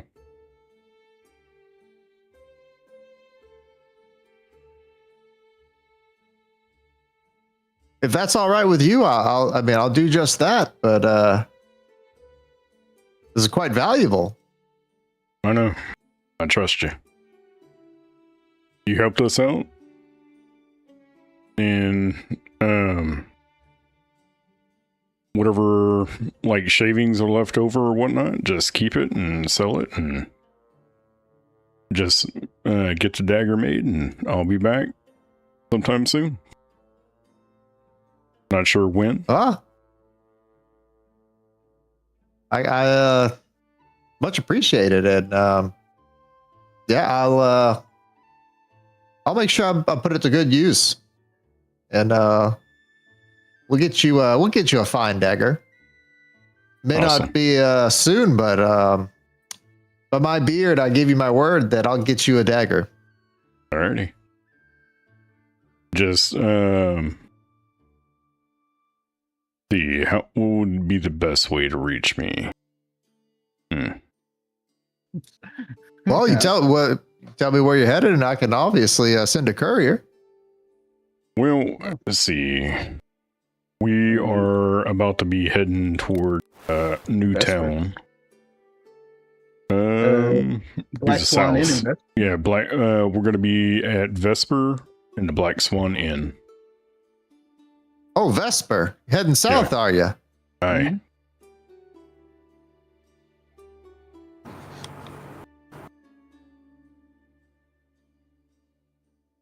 I'm familiar with the town. I can't say I've ever been to the Black Swan Inn, but I'll be sure to send a courier once it's ready. Awesome. Now, give him another handshake and all that, and we'll part. And this time I'm ready. Yep. You be safe out there. Yep. As he kind of wishes you the most best of luck. Mm-hmm. Does the 2-finger salute, and he's like, you know, and I always wondered, besides the bow and arrow, how privy are you with other weapons? I mean, it's the only one I've really have practice with. I guess I could make do with the dagger. Maybe a sword? I've never used a sword, so I don't know. See, Soroan face lights up. You know what? That's my new thing. I'm going to teach you how to use a sword. Yeah. That'd be good for you. I think you might be better with daggers. Nonsense. I think a longsword do him some justice. Hmm. Maybe something a little bit hardier. He's already pretty light on his feet. Someone a little bit more je ne sais quoi will help him out, maybe. I'm not saying what you're doing isn't great. I'm just, I see a lot of potential in you. And I already see a lot of good skill. I just kind of want to see what else you can do. You're a very interesting person, Sir Bjorn. You too, Steiger. But Steiger's also very set in his ways. I don't think I can change him from choosing anything else than what he already knows. Is my assumption correct? Right. See? I may not know many things, but I do know people. But if you don't want to, you don't have to. Just let you know. If you ever want to be up in the morning with me, I do train with the sword and any other weapons that are available. I may not use it all the time, but you train so that when you need to, you'll have the ability to protect yourself and people around you. Good nerd. All right, I'll give it a try. Perfect. That way I don't have. And you see, he like puts a arm over you, and it's like, good. Now that you'll be using a sword, I won't have to fly all the way across town to go heal you or do anything like that because you'll be nearby on the front lines with us. There's always a out. Wait a minute. Did he just trick me into doing homework? Yes. Sweet. I like this little group of people. Well, let's go visit a. Y'all haven't been there, and I remember the way. All right, come on. As you see, Soro and a bit more chipper than normal, as he's like, "Let's go." I mean, he kind of leads the way towards the old hag. Actually, you don't know if she's old. You ain't never seen her. True, but in my line of work, if it's a hag and it's a cauldron, either one of two things. A, she's old and sneaky, or B, she's incredibly beautiful and tries to steal your soul and firstborn child. So far, she has not mentioned my lineage, so we might be in the old hag territory. Just. Or she just might not have much confidence in the fact that, you know, you have a firstborn child at this point. That is true. I'm too on the road. I can't have a kid right now, especially with my pay. I mean, I could stay in the capital and pull in money, but who wants to do that? Could you imagine what your father would say, having an illegitimate child of the Dorn name? Yeah, well, I tell you what he's saying right now, because he's dead. Sort of Rowan just laughs for no reason as he's talking. It's like, dead bastard. So happy he's not here.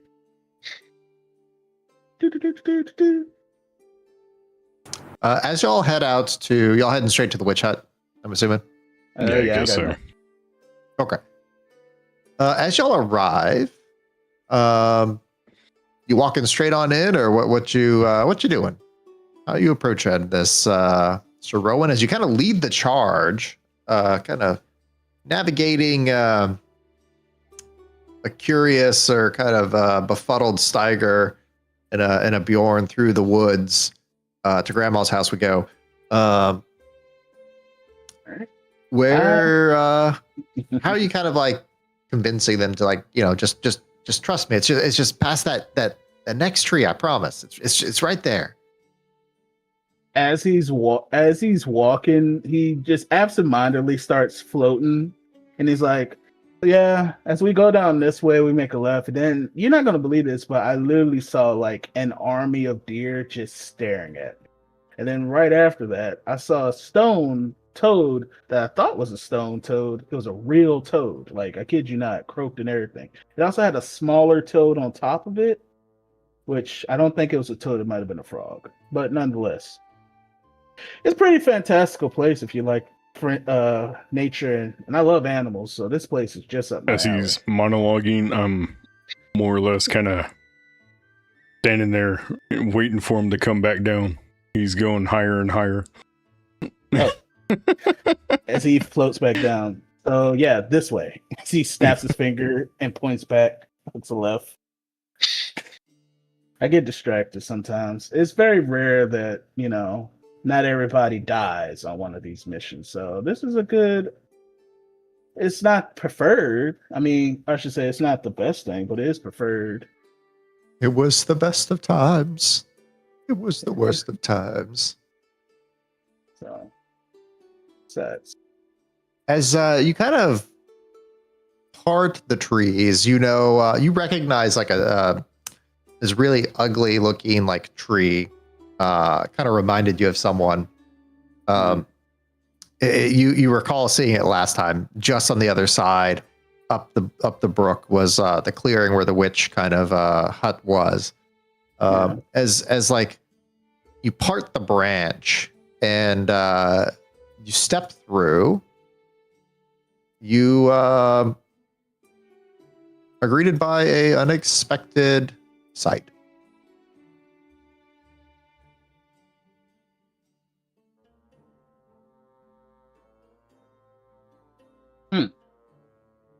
Well, this is curious.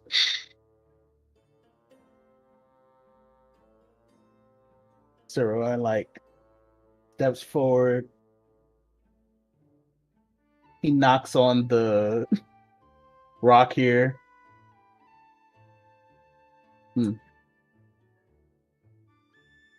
Well, there was a hut over here, but seems to have moved.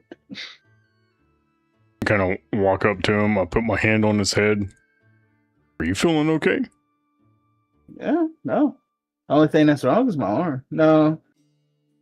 How can I put this?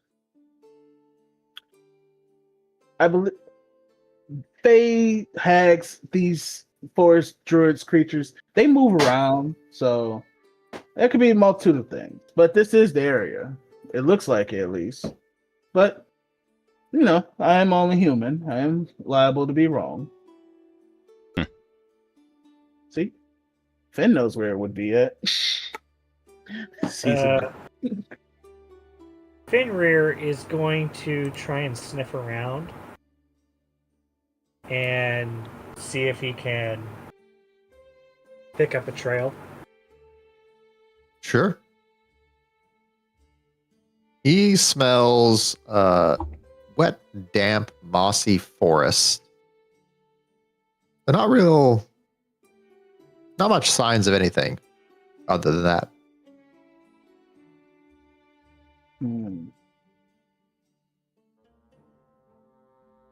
Man, he looks a little confused. So Ron's gonna... I doubt it will work, but so Ron's gonna think for a moment, and he's gonna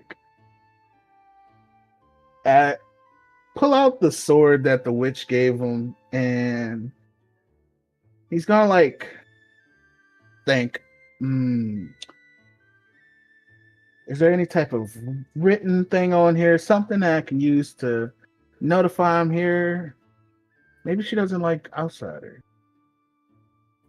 As he sticks it in the ground and puts his hand on it and thinks as he sits down on the rock. Sure. As the sword kind of sticks to the ground, you'll see a bit of the glamour being cast upon the area begins to waver. Almost like a mirage. Oh boy. Jump back a little bit. See? Told you.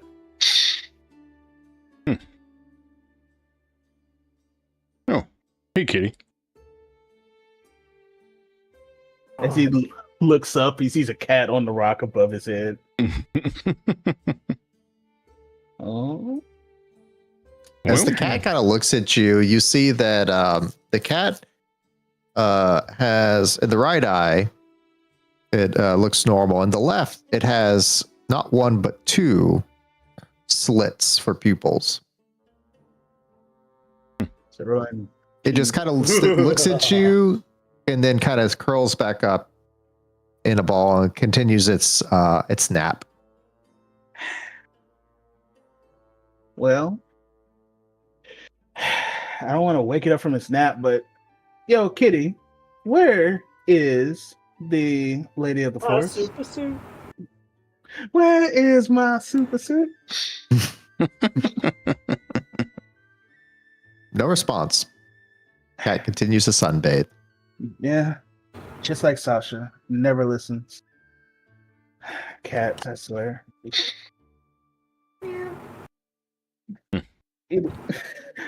Sasha's my cat back home. And all right. Well, Sir Rowan, do you want to go on into the hut? Yep. I'll stand out here.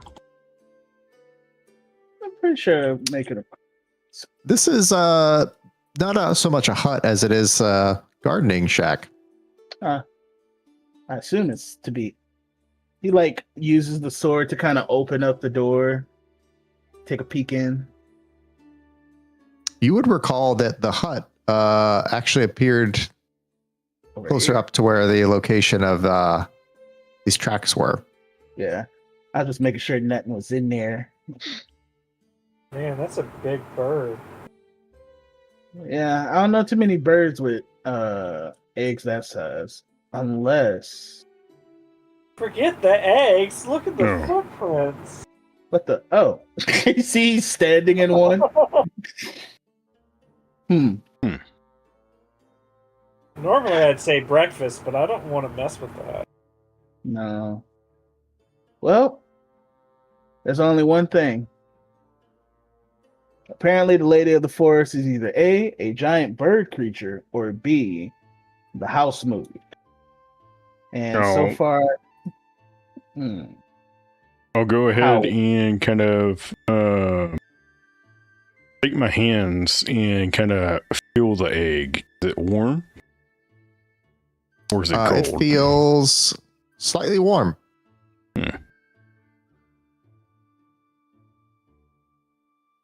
See, Oh.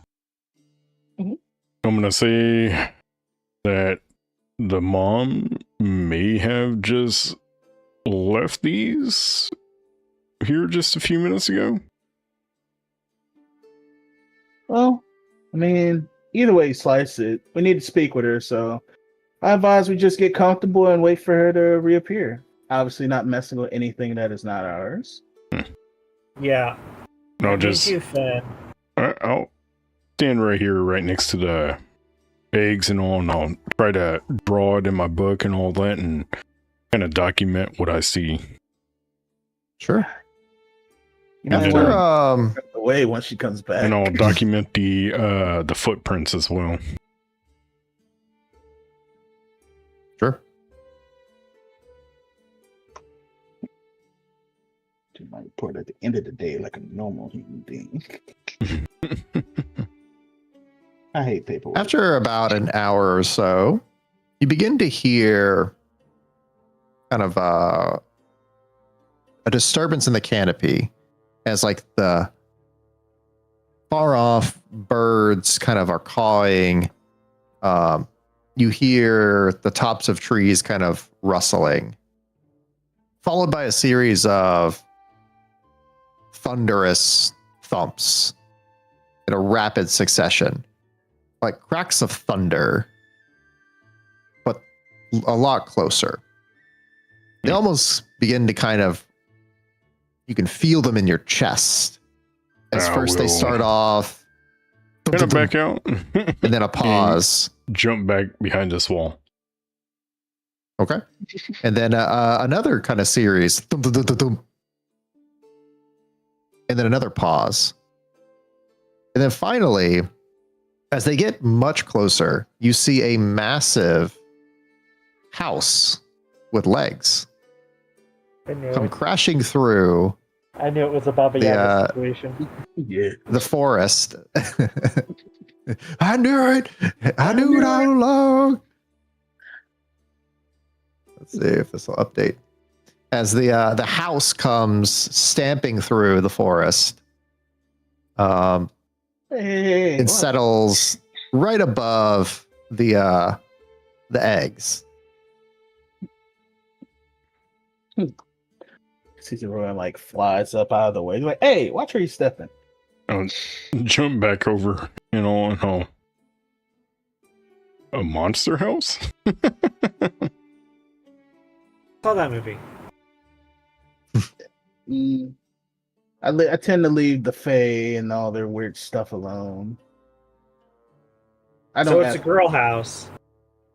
Yeah.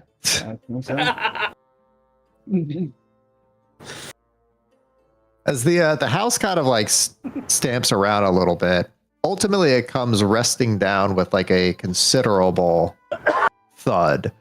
As you see the big, massive bullfrog kind of leap off of the porch as he comes resting kind of just right in front of you, Steiger, a little bit. Yeah. Cicero and it's like, good evening, gentlemen, referring to the frogs. The small frog answers you back, Sir Knight. Mm-hmm. Sir Ribbit. Is It's a little odd. Never seen a frog talk. First time. there's many oddities. Is the lady of the house in? She is. I do have some visitors. I hope it won't be too much of a hassle. Not for the archer one, but the dragon doesn't have the requisite capabilities. He lacks a propensity for the arcane. Well, as you see Sir Rowan like scoots over, I would like to beg to differ. For you see, this giant tall dragon creature is steeped in the arcane. Dragons of old are mythological creatures nonetheless. He is a dragon. I will Eh? put my hand on your shoulder. Just go in. I'll stay out here. I tried. You can still enter the house. It would just take a small modification. Temporary. But then you should be able to hear the mistress.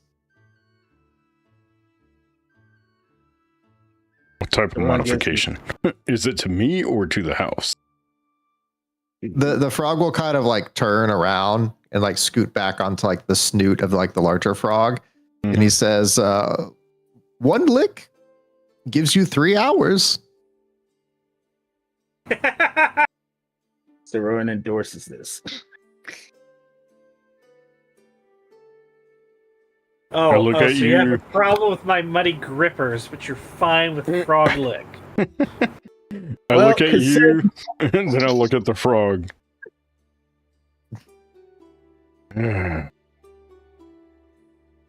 Okay, whatever. Go ahead and do it. As you kind of like lean in and your tongue kind of touches the frog's moist skin, it has an unexpected flavor. What does it taste like? I think it tastes like Jolly Ranchers. It tastes exactly like that. It's like what meets your palate first is almost like the sensation of you recall a time when you were young, when you discovered like a unattended bramble patch of like field berries that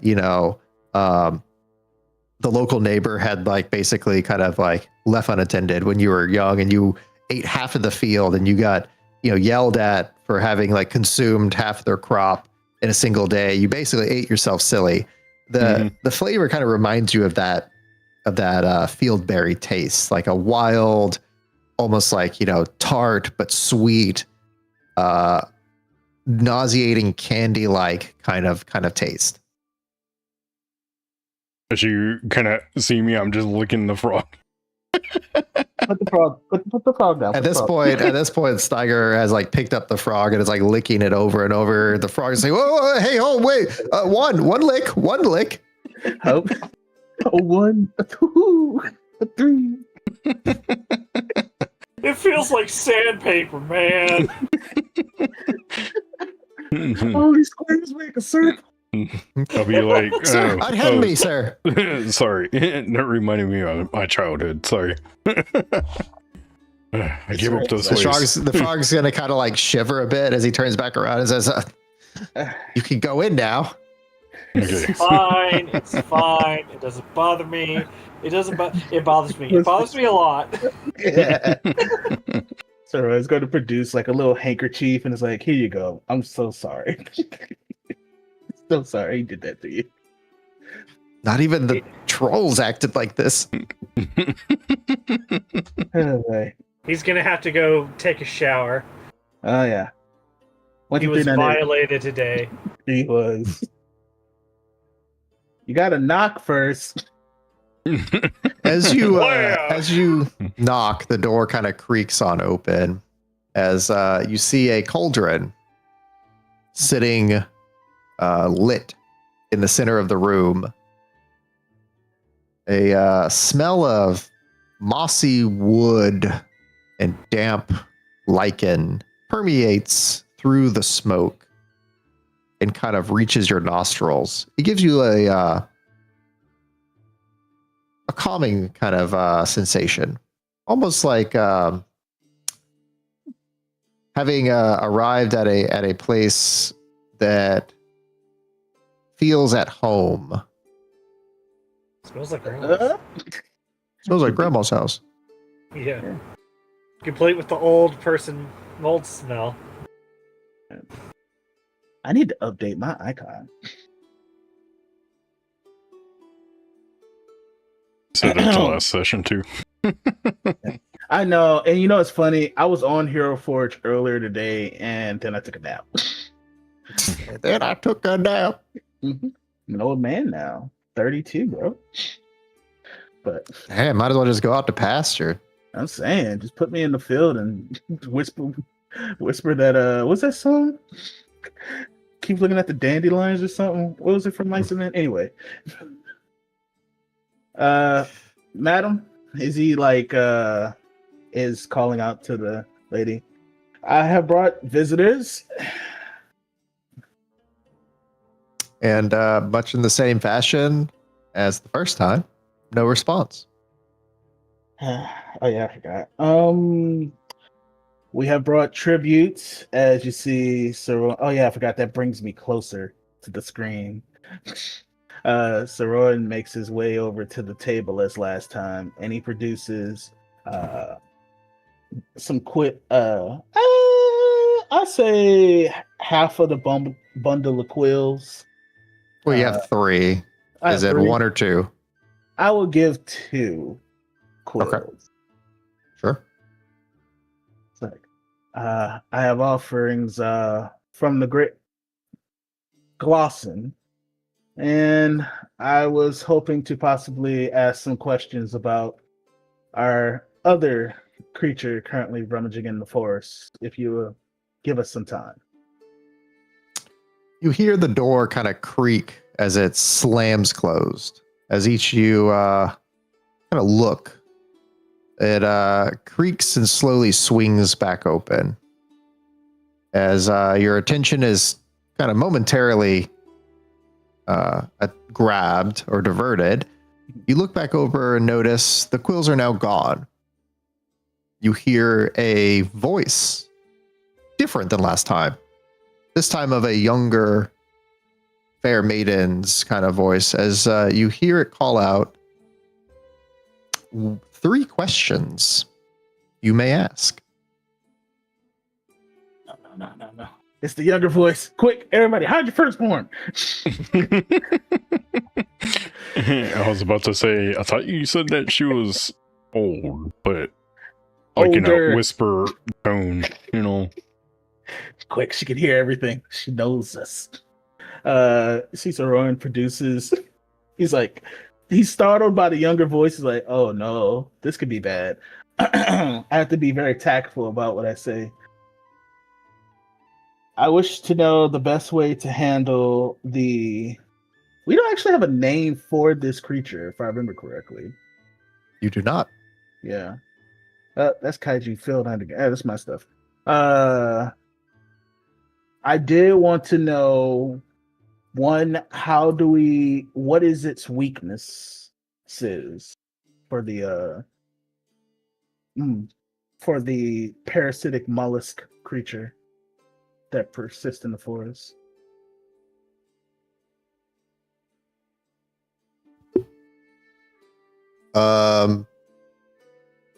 Just trying to make sure I kept track, because like you started off asking about the creature. Yeah. So you're wanting to know about its weaknesses? Yeah. Like what is the specific question? what can we do to avoid? No, we need to think about it from a how to best defeat this creature. Actually, no. First question is it just one entity uh that we have to fight, or are they a part of a hive mind? That would be my first question.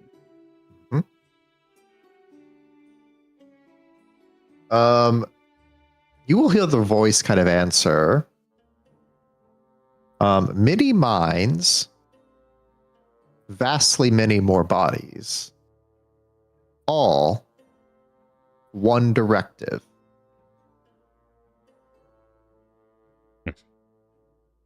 Are the bodies spread out? Are the many minds spread out, or are they consolidated in a local area? Question 2. Yep. Each mind is spread out in different places. The minds control the hordes. When a mind can no longer progress, a new mind is created. When the mind is lost, the horde becomes aimless.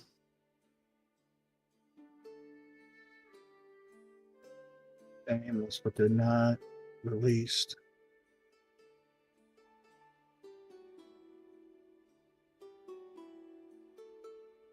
One second. As you see, Sir Rowan looks at the two of you. Okay, so I have one question left, and I will try and see if I can get some form of map or anything to help locate these respective mines so that we can better track them down. Would you guys be interested in learning about the creature's weaknesses and best how to defeat it? Yeah. I think learning how to defeat it and everything would be better for us and Terra. Okay. So I will use my last question to see if I can get a map of locations. And you guys work on that part. Bet.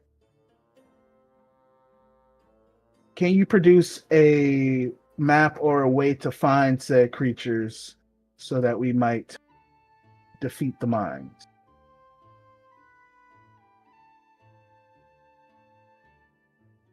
To clarify, you're asking her, that is your question? I guess my question would be, well, it'd be a demand. How can I form this in a good question? Guys, assist me. You've been given questions for your offering. Yes. So we're given questions. I guess, well,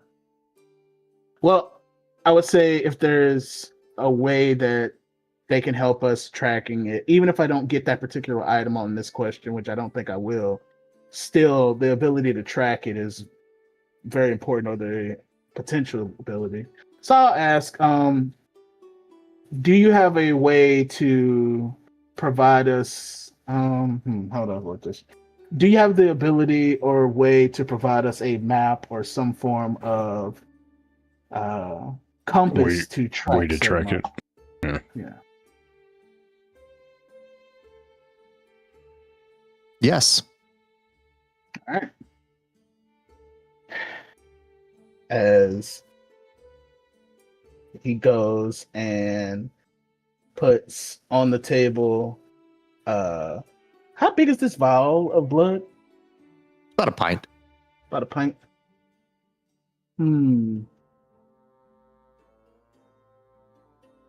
I will see. I got some empty potion bottles. If you don't mind. Yeah. I got 2 actually. How much is the potion bottles? Like how much they're probably a couple of milliliters. I mean, they're small and compact by design. So think of them as like an ampule. Gotcha. Probably about 3-4 inches long, holds about 5 to 10 ml of fluid. Okay. I'll tell you, because if I fill up, I got 4. You got how many? I think I probably have 2. I have 2 as well. We got milliliters too. We got a lot of pints. Hold on.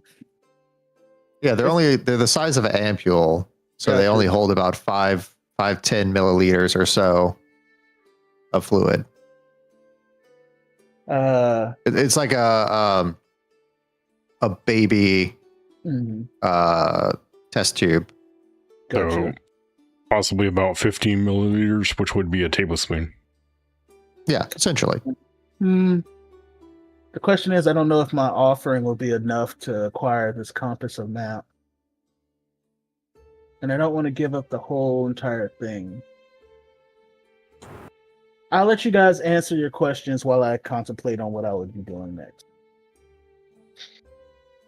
Okay. What?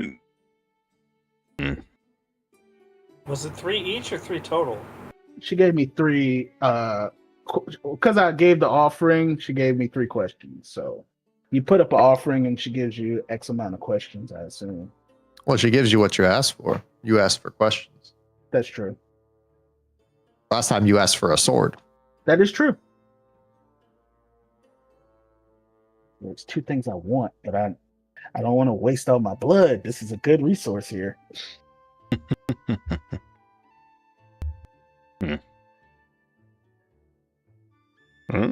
Bjorn, what are you gonna offer? Oh no, I've got the hide, which I was planning on making into armor. I mean, Hide that hide. man, you don't want nothing. You don't have to. I mean, the only thing I would have is bags of gold. Why don't you go She first, does? Tiger? She does accept gold. She does accept gold. I'll turn around and walk out. Yo, what? I'll walk out. Serious? Oh, you're walking out of here? Well, I gotta go and get the tusk. Oh, yeah. It's still on the cart outside. It's not a, it's a big old honking, 200-pound tusk. So That's true. Well, if it's cut into 3 pieces for easier it's still transport. 80-pound chunks. I mean, You got that. You got that. I'll bring in one big, the middle piece of it and all that, and I'll set it down. Here's my offering. The husk of the grievance wine. The glossy. Glosson sow. That's what it was. Okay. And you set it on the table. Mm-hmm.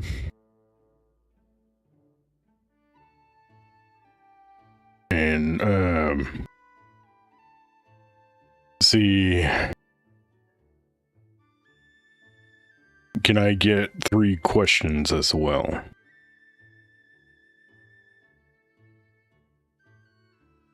Your offering is accepted. You may ask your 3 questions. All right.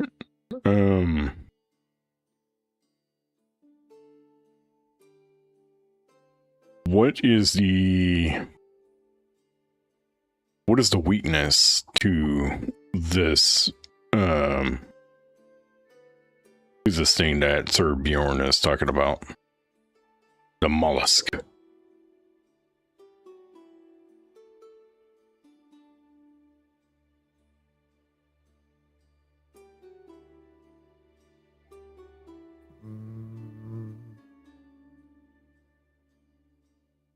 Seek out the mines in order to disrupt the horde.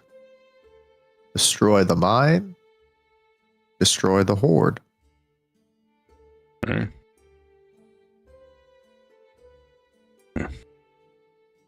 Second question.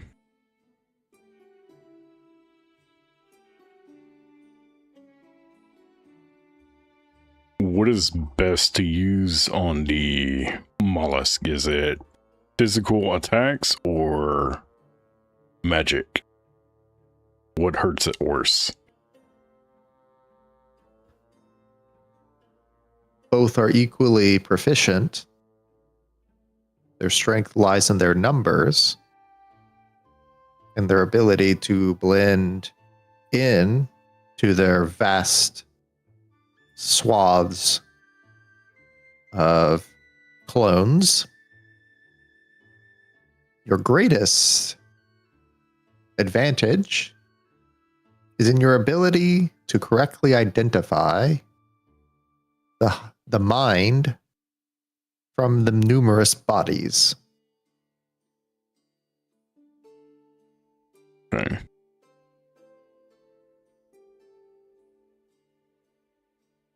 And then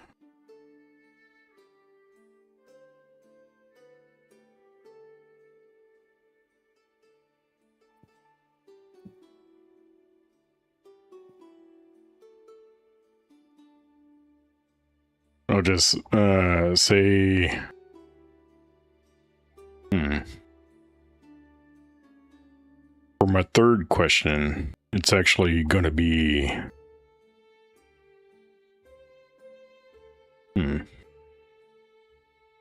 About your flicker fly thing.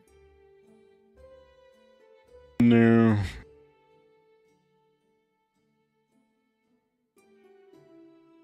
Because I'll have all that stuff analyzed in the next town. All right.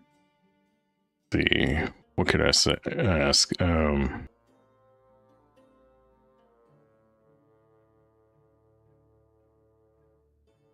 How fast can this thing reproduce?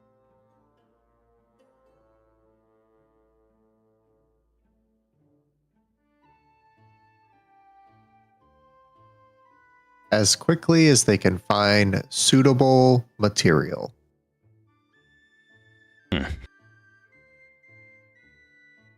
So possibly undead stuff or dead stuff and all that to attach itself to.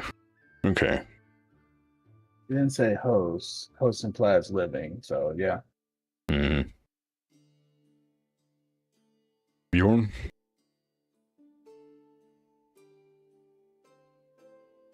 We'll put 2 bags of gold down.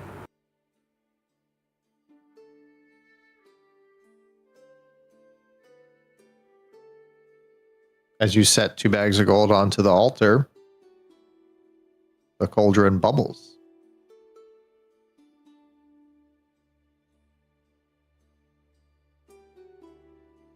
Well, what you need, buddy?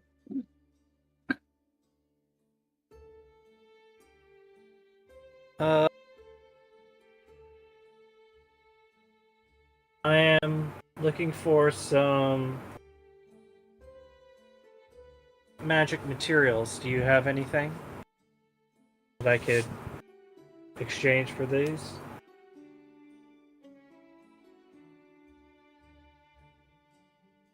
Perhaps. What type of materials?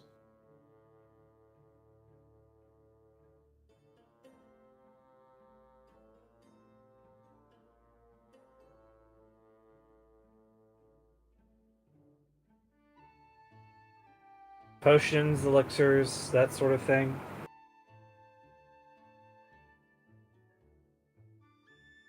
Consumables is what you seek? Concoctions? Yes.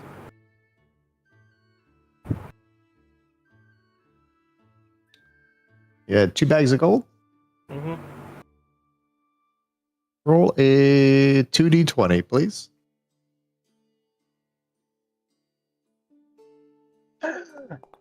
Flashbang. Why is that doing that? Flashbang. Yeah, every time somebody rolls something, my screen goes pure white. Oh, that definitely doesn't do Yeah. that on my screen. No, it's Could not tell to you. me. hold on, I'm refreshing. Yeah. But keep going. Don't worry about me. Yeah. Let's see. You will see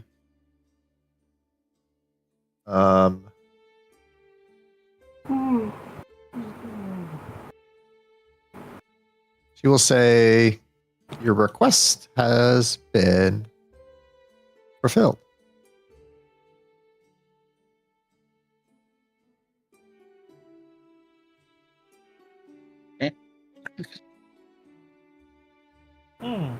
Interesting. And then there's another one. I'm just trying to find it. Here it is.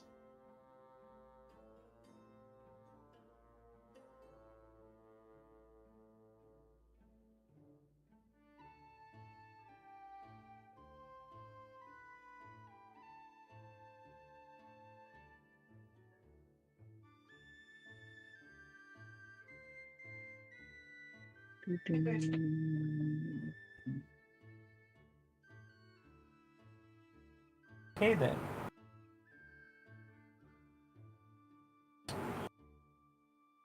Yeah, these will work. Woo.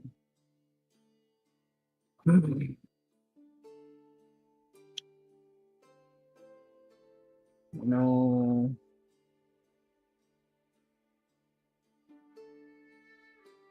Thank you. What do I want? A full head of hair. I'm rocking the Julius Caesar right now. To run customary with Sundarian tradition, keeps his hair opposed to Sundarian tradition, keeps his hair short. Let me see. I will like to give up we got about 10 potion bottles here, correct? I'm sorry, say that again. We got about like 10 potion bottles between us. I got 2. How many does everybody else have? No, I got 4. Sorry. I had about 2 of them. Okay, I so had that's 2. 6. All right, so we got 8. All right. I will do 8. I would do 8 potion bottles of Glossin blood and place them on the table. And I'll say, I need a way to track said monsters or their locations. Please. Your offering is wanting.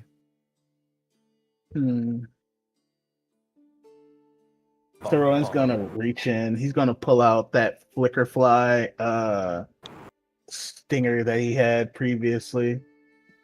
It's like, I was going to, you know what? He's gonna reach. Oh, hold on, I do have one little potion bottle.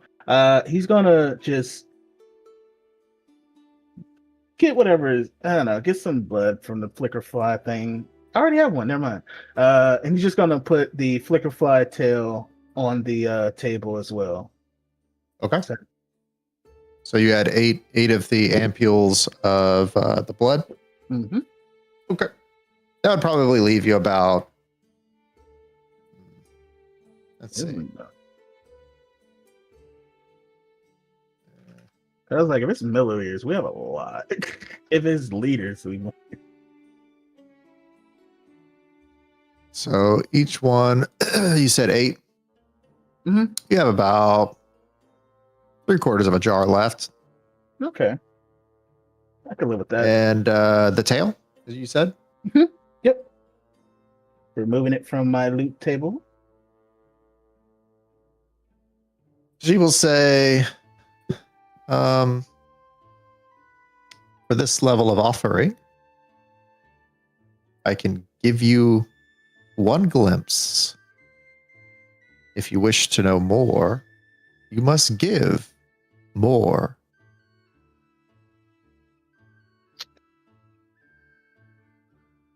He puts the final quill on the table.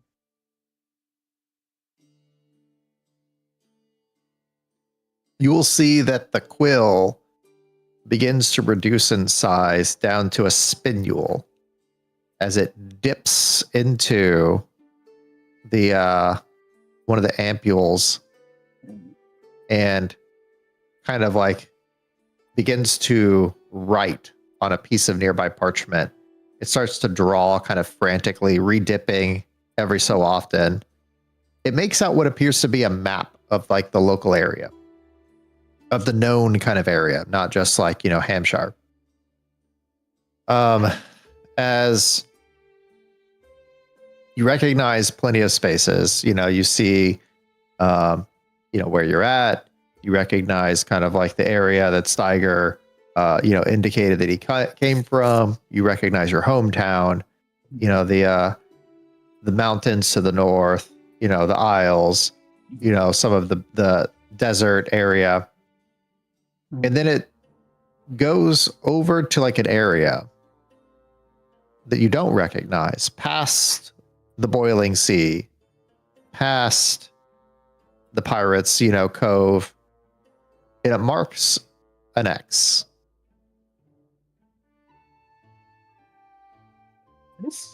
I asked for a map. Now, where is this? You're not quite sure. It actually seems like it points to an area that you've never seen existing on any map.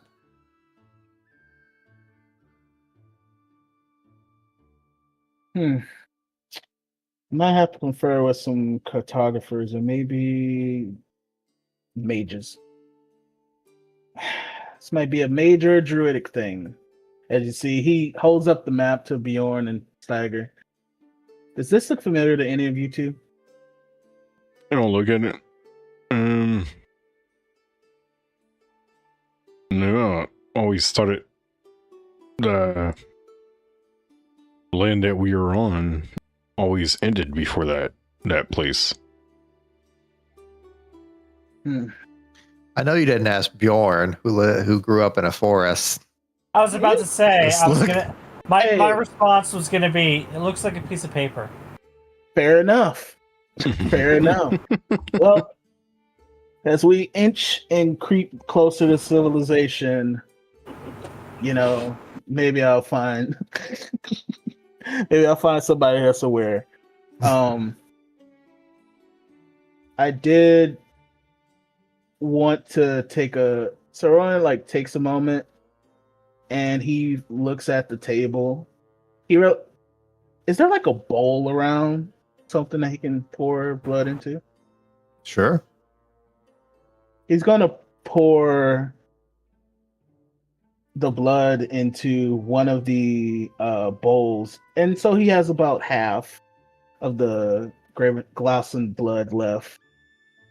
And he's gonna put his hands on the table, almost looks at his reflection in it, and he asks,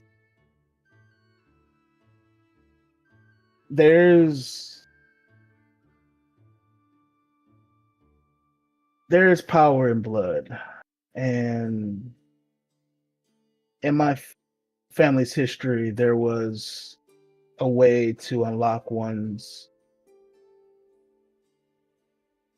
potential, ability to fight, move faster, hit harder. It's been lost to decades and centuries of life. Can you provide me with either a way to unlock this metamorphosis or transformation, or possibly a way to find whatever is needed to do so? As to sweeten the deal, he's gonna stick out his busted up hand, and the bandages are still covered in blood, as he's going to squeeze his fist as hard as he can as a couple drops begin to touch into the Glausen blood that was on the table. Yeah, it begins to swirl into like a vortex, as almost like watching water go down a drain, only there seemingly is no hole in the bottom of this bowl that the blood seems to be escaping into. As the bowl becomes drained, completely dry, you hear her say, "You have everything you need. You simply need to find the right words."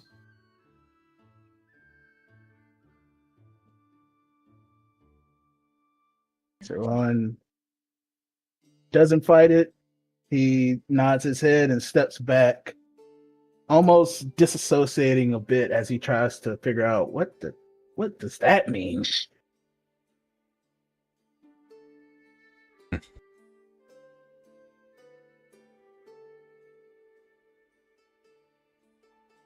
Anything else you guys wanted? Maybe a new sword for you? As he immediately, the mask drop comes back on. By the way, did you want like a new sword or anything? She's good at procuring weapons. Wouldn't mind having a new sword, but I was gonna have one forged. True. Who knows? This sword that you gave me, it's been a little wonky, but I'll see what I can do with it. Best not use my fist for a while. Let it heal up properly. Nonetheless, thank you, madam. You have been once again amazing. I'll just gonna say to the witch and all, is there a way that you can actually enchant items for a price? No answer. You gotta give an offering to get a question answered. No.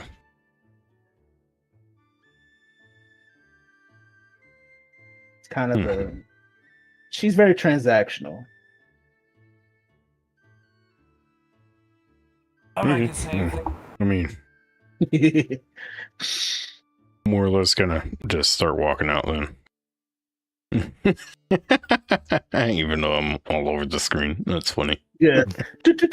Wop, wop, wop, wop, wop. Yeah. Sure.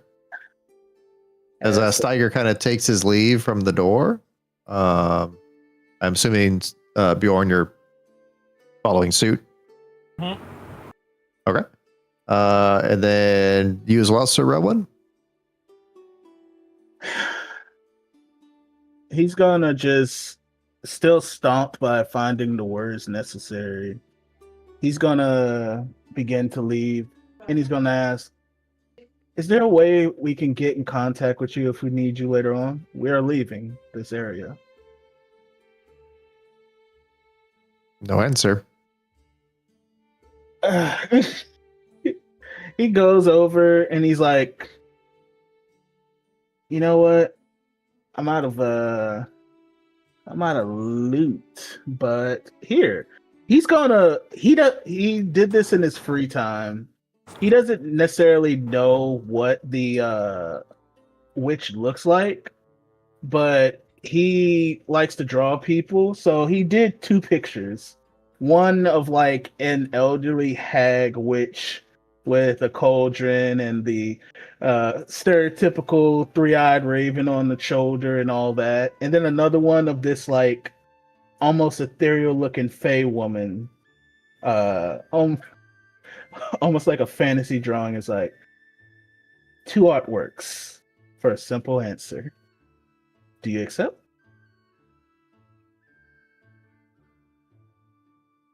You'll see the artworks kind of go up in a puff of smoke as she responds to your question. Yes. Oh, well, I'll take that as I may. He takes the sword, puts it over his shoulder like a backpack, and he's like, I bid you adieu.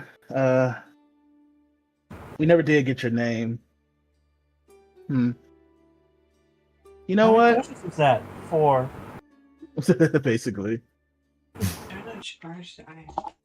He's gonna look around to see. He's gonna give you a name. He's gonna give you a nickname, which is just too derogatory. How about Celia? Celia works. Goodbye, Celia. As he begins to walk away.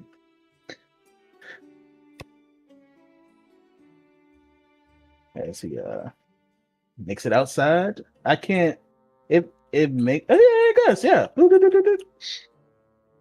Yeah, it has parallax. It'll reduce you as you go further back. Yeah.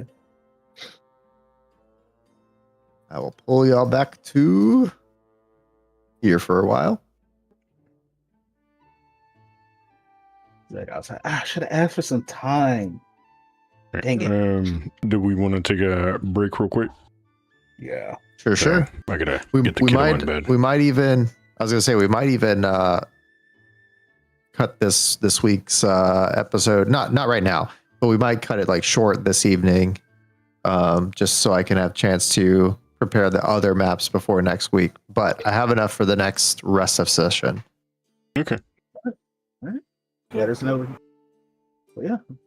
Yeah. All right. So we're gonna take a 5-minute break and all that, so I can get the kiddo in bed and everybody else use the bathroom and water breaks and all. So we will be right back. Sweet. Remember, the channel is gonna be still open, so watch what Can't you put it on say. mute? Huh? Can't put it on mute. Yeah, good. Round You want pass. me to put it on mute? Yeah, I don't know. I don't. Actually, I'm put myself on mute, but it's. I don't know. Okay, well, I'll put you all on mute, so. Alright, we'll be back.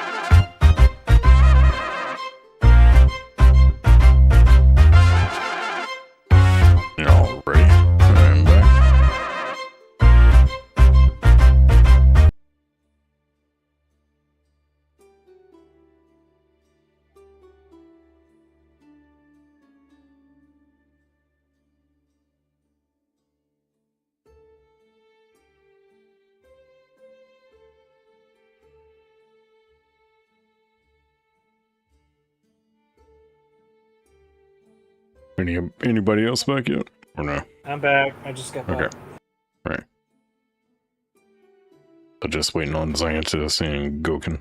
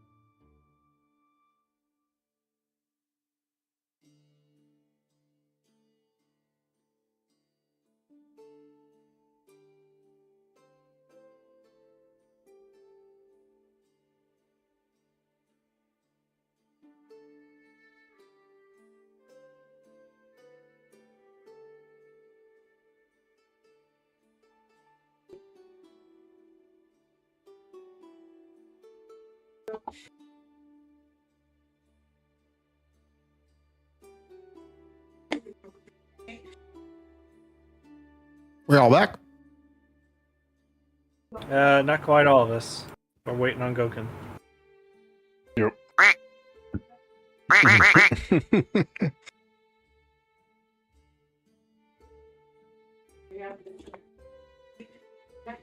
We'll scrub a duck.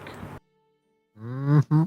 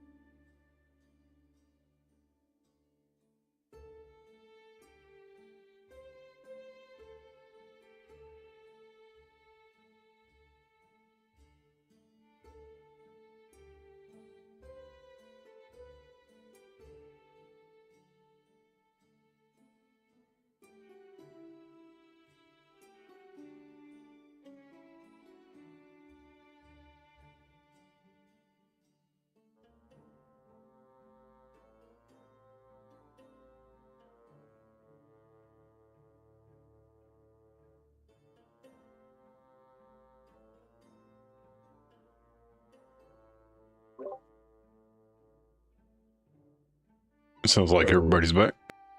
Yeah, sorry. Garlic bread took forever. Oh, that's what I'm eating. Hey, that was, What are you eating? Garlic bread? yeah. Yeah. Garlic cheesy bread. Mine doesn't have cheese, but I don't want it to have cheese. Understandable. I won't mind having. I made this, by the way, homemade bread, and the only thing I didn't make was the cheese. I despise Ah, it's not homemade then. I don't have time to cure and culture cheese, so get off my back. By the way, have you gotten a chance to actually look at what I changed my weapon to? No. if you ever get a chance to, I think you'll enjoy it.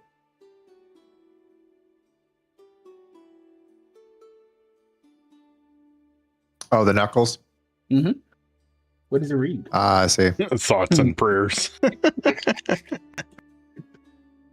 That's funny. Okay. Yeah. Onward to adventure. Sure. So you'll have a couple of choices at this point. Where y'all looking to head to?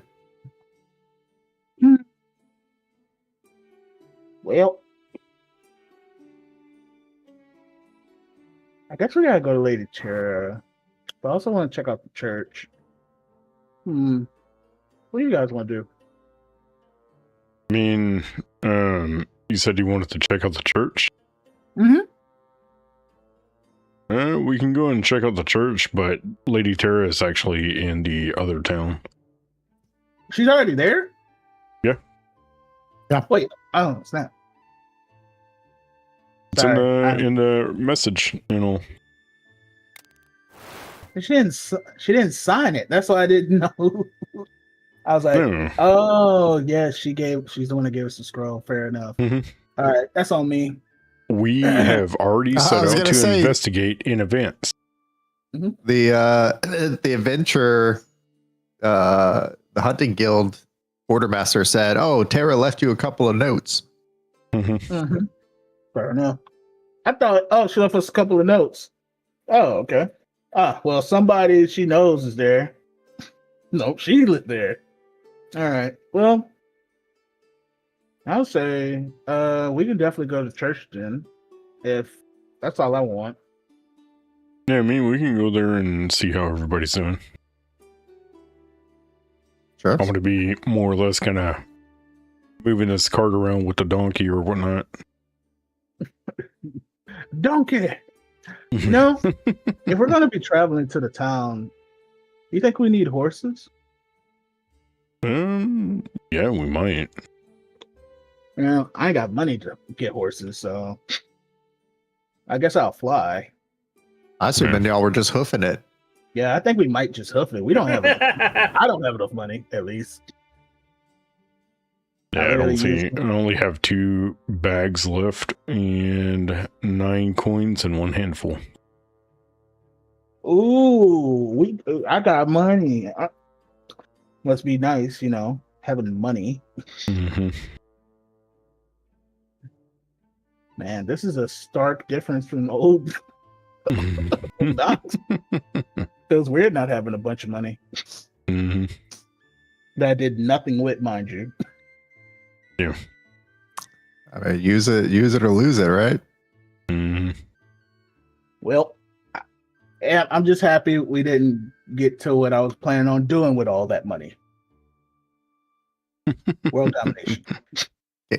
Gambling? Oh. Yeah, that too. Well, I got 2 handfuls left. And my salary doesn't hit until I don't know how many days are left in this month because I haven't been to any type of. I don't have any form of calendar on me. I don't even know how many days it's been since I've been down here. Well, I can tell you one thing: there are 72 days left in the season. Saron just looks at you like such an odd thing to know. He's like, what is wrong? Hey, he rolls up to you, puts a hand on your head. You all right? Yeah, I'm okay. We don't go by calendars. We go by seasons. But seasons change. Yeah. And there's a certain amount of days that takes it to change.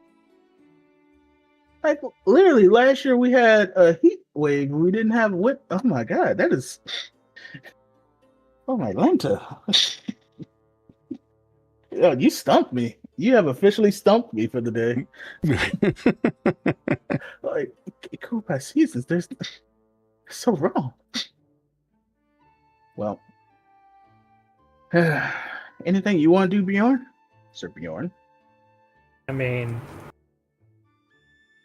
I'd say let's just get on with it. Yeah. What's the River Toll Castle? Is that the way out of here? How you Nope. get out? Okay, That's the way further north. gotcha. We need to go south this way. Hmm. All right. Well, Steiger, your people are from the south ish. What would you know about the southern part of the continent? It's a lot warmer there. Okay. And more allergies if you're not from that particular side. Okay. But yeah, more warmer, more allergies, and it gets a little breezy sometimes, and it's a little bit colder at night than here because of is it by the sea where we gotta go? Your area that you're from is from or nearby the sea, Right. but you tell me. I'll probably say that it's probably a couple miles away from the sea. Maybe. Okay. We'll have to see whenever we get there. So is it the coastal area, or is it more like a desert, or like what are we talking here? You talking about my place or? No, the place y'all are headed to. Oh. What would you know it as? I wouldn't say more desert-like, but it's just closer to the equator. So I know it's hotter towards the equator. What kind of climate? Probably more tropical. Okay. Like jungly? Not necessarily jungly, but more like Mexico Warmer. yeah, kind of like more like Mexico and all. Okay, we're going to Like Cozumel. it would be, yeah. Okay. We're going to Guadalajara. So it's not as sand-bearing. It's more green, but yeah, more tropical weather than you would really think. More like plainsy type of deal, right? Yeah. Okay. So very much going to the swamp of the kingdom. One moment. Oh no. Me and my big mouth. I do have a swamp, but y'all ain't yelling there yet. Sweet. Thank God. I don't want to go to Louisiana right now.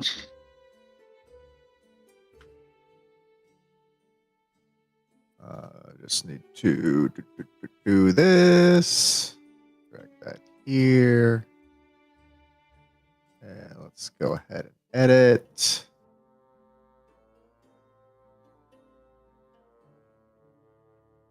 The area that you're familiar with, that was referenced, is known by the massive tree that seems to kind of call the area home.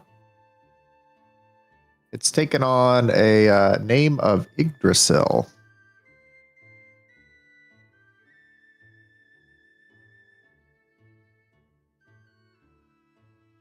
Let me get rid of all of these.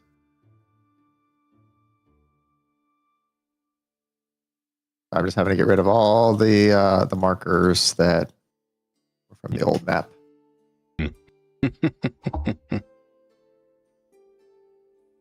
There we go.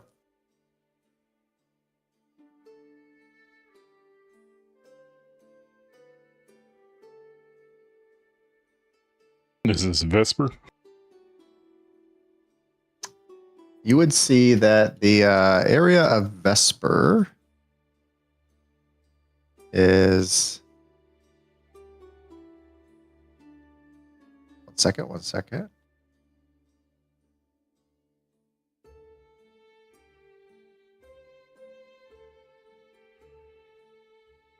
Sorry, mine is taking a little bit to load up. Mm-hmm.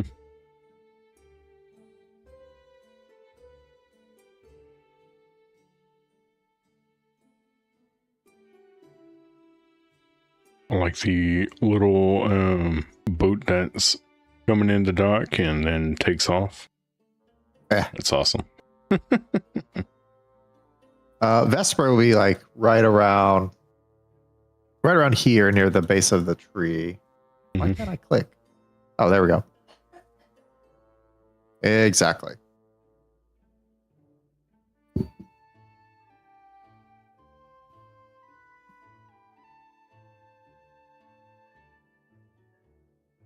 So, and all this down here is kind of like farmland or whatnot. Generally, I mean, like there's some small hamlets, on the outskirts of the coast. It looks a lot closer here, but these are like miles in between, like the hamlets and the Vesper. Okay. There's a secondary kind of like fortification or castle over here. The main entranceway into the region is through the bridge that kind of goes past the Crying Falls. You have some similar kind of like areas would be like the Tidal River Rapids, Harpy's Cove, things of that nature. Okay. Yeah, we can't see your little thing and all. We don't know where you're Which pointing thing? at. Your little dot. Oh, What's my that, little ping GM? thing. Yeah. Well, no, but you can't see the pings, or no? Yeah, I can see the pings, but I just can't see the little dot where it's going. Sorry, You know? I was muted. I was trying to tell you that we couldn't see anything you were pointing at. Oh, well, you don't know this area, so That's true. like I'm just giving you above table knowledge. Mm-hmm. So you're not quite sure, other than just a general concept of where things would be, or things that would be in the area. Mm-hmm. But none of y'all have ever been to like this area before. Only that Steiger, you would be the most familiar, as your lands are probably adjoining to this region Yeah, just from where you east of it. from where you So, hail. yeah. Yeah, exactly.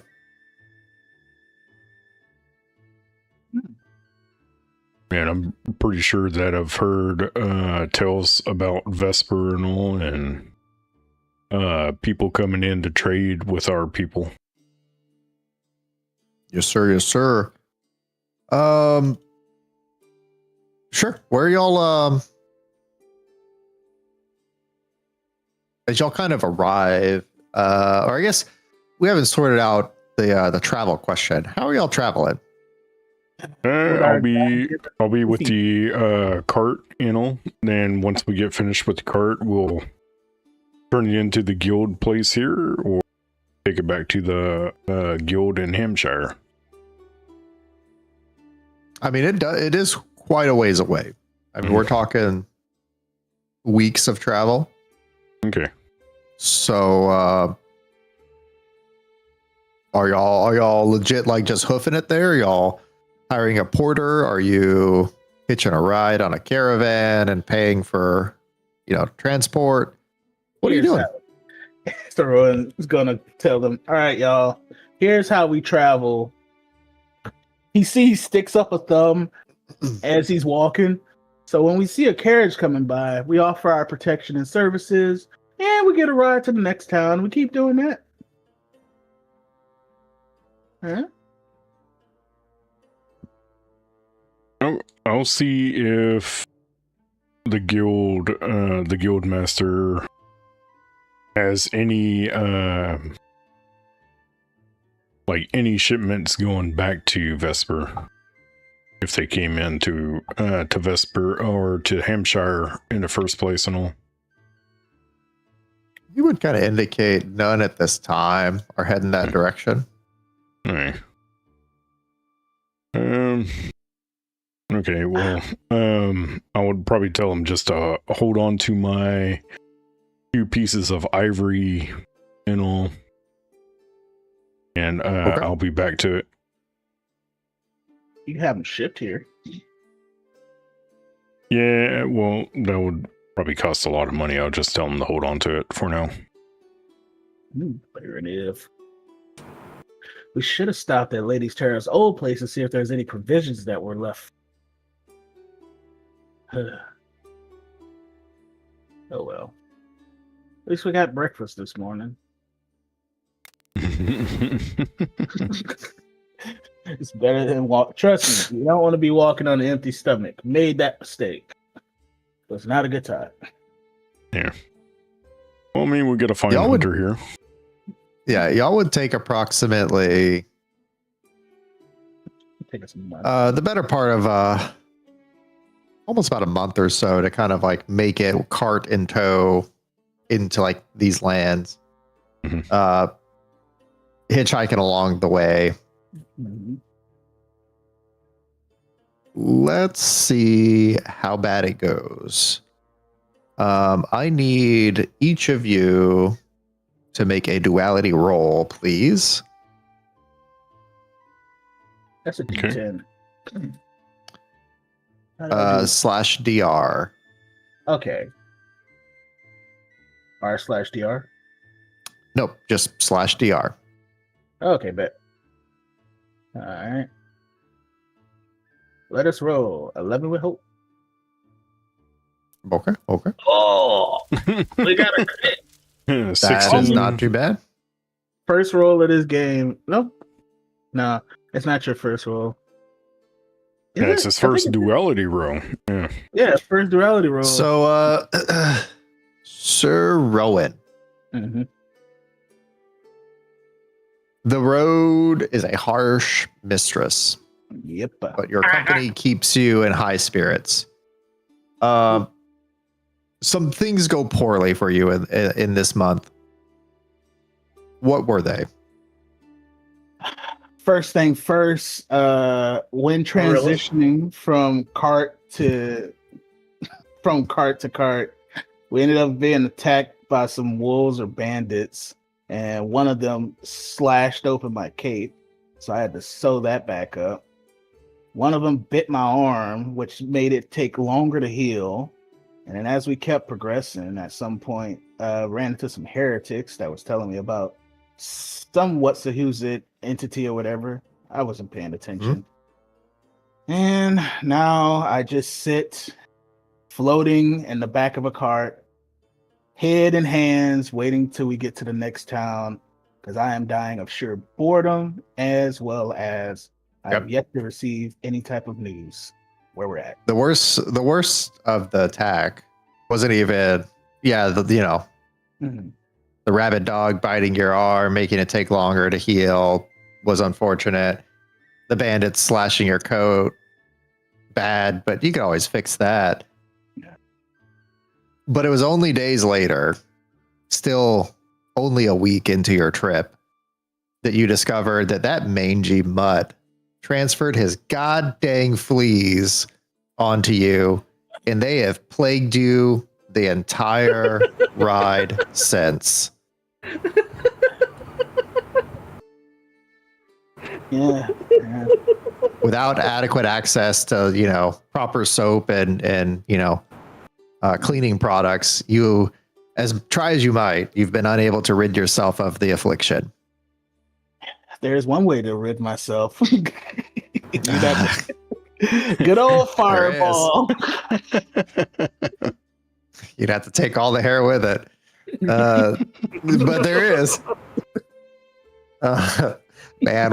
Wizard walks out into a field butt naked. Fireball. Comes back smelling of singed hair. Smooth as a baby's bottom. I never have to shave again. And some of them are still in your clothes, so you just got reinfected. Steiger, you are the travel is difficult. Not you're making it a bit better than Sir Rowan. But again, this has not been an easy trek for you either. Things haven't really gone wrong for you, but also things haven't quite gone your way. What was a complication that you still got what you wanted, but not in the way you thought?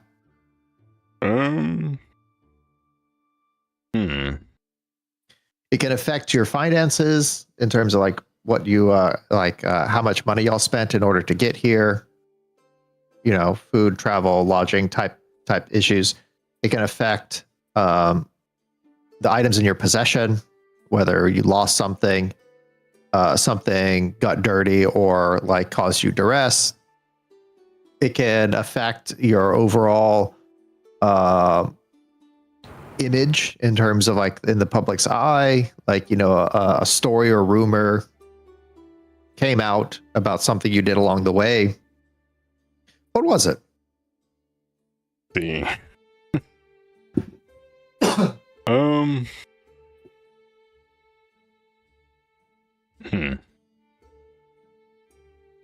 me think about this.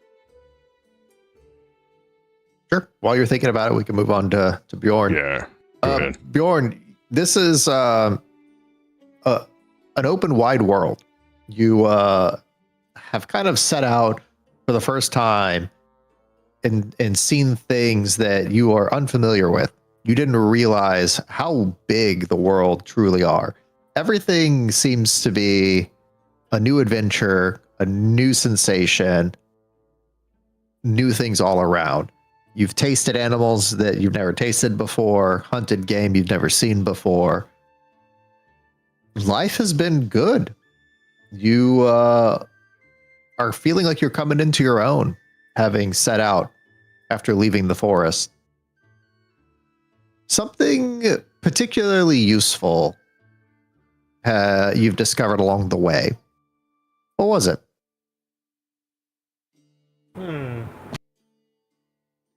Money. Whether it's an item, information, whether it's a connection, something that would become useful or help you in some way. I think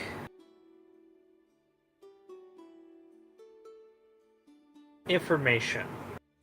Okay. Information pertaining to what? Just overhearing old tales about past villages being under siege and where refugees might have gone years ago. Okay. The information that you would glean that would probably be helpful is tales of the general area that there used to be a big schism or infighting in this area. Legend says there used to be giants that made this area home, and that the massive tree that kind of persists is evidence of their the last evidence of their existence on these lands before they disappeared. It said that the giants were not simply pertaining to the people, but the creatures as well. Some historians kind of chalk this up as like the ramblings to explain the existence of kaiju. Some of them think that, the animals they kept were kaijus themselves, just as y'all domesticate sheep or pig or cattle. These giants domesticated kaiju in a similar manner for labor, food, what have you. Since their disappearance, however, the majority of this region has been fairly quiet and calm. Inexplicably, kaiju don't seem to wander or attack here very often. Almost as if the region is kind of protected by a veil, or what they refer to as the shadow of the tree that protects them. You would also discover that in the area, people kind of fall into one of two camps. Those of people who still believe the old ways, that the tree protects them, and people that kind of don't. They've moved on.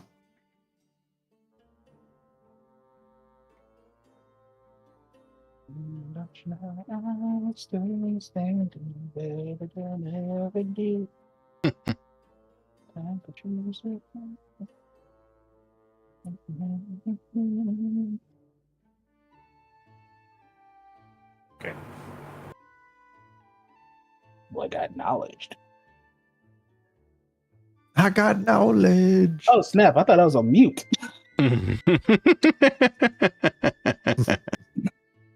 Well, you know what? F it. So Rowan is going to just be in the back as he's like combing out his hair, which has grown significantly since being on the road. Is now filled with fleas. Don't have any You tokens got- for this map.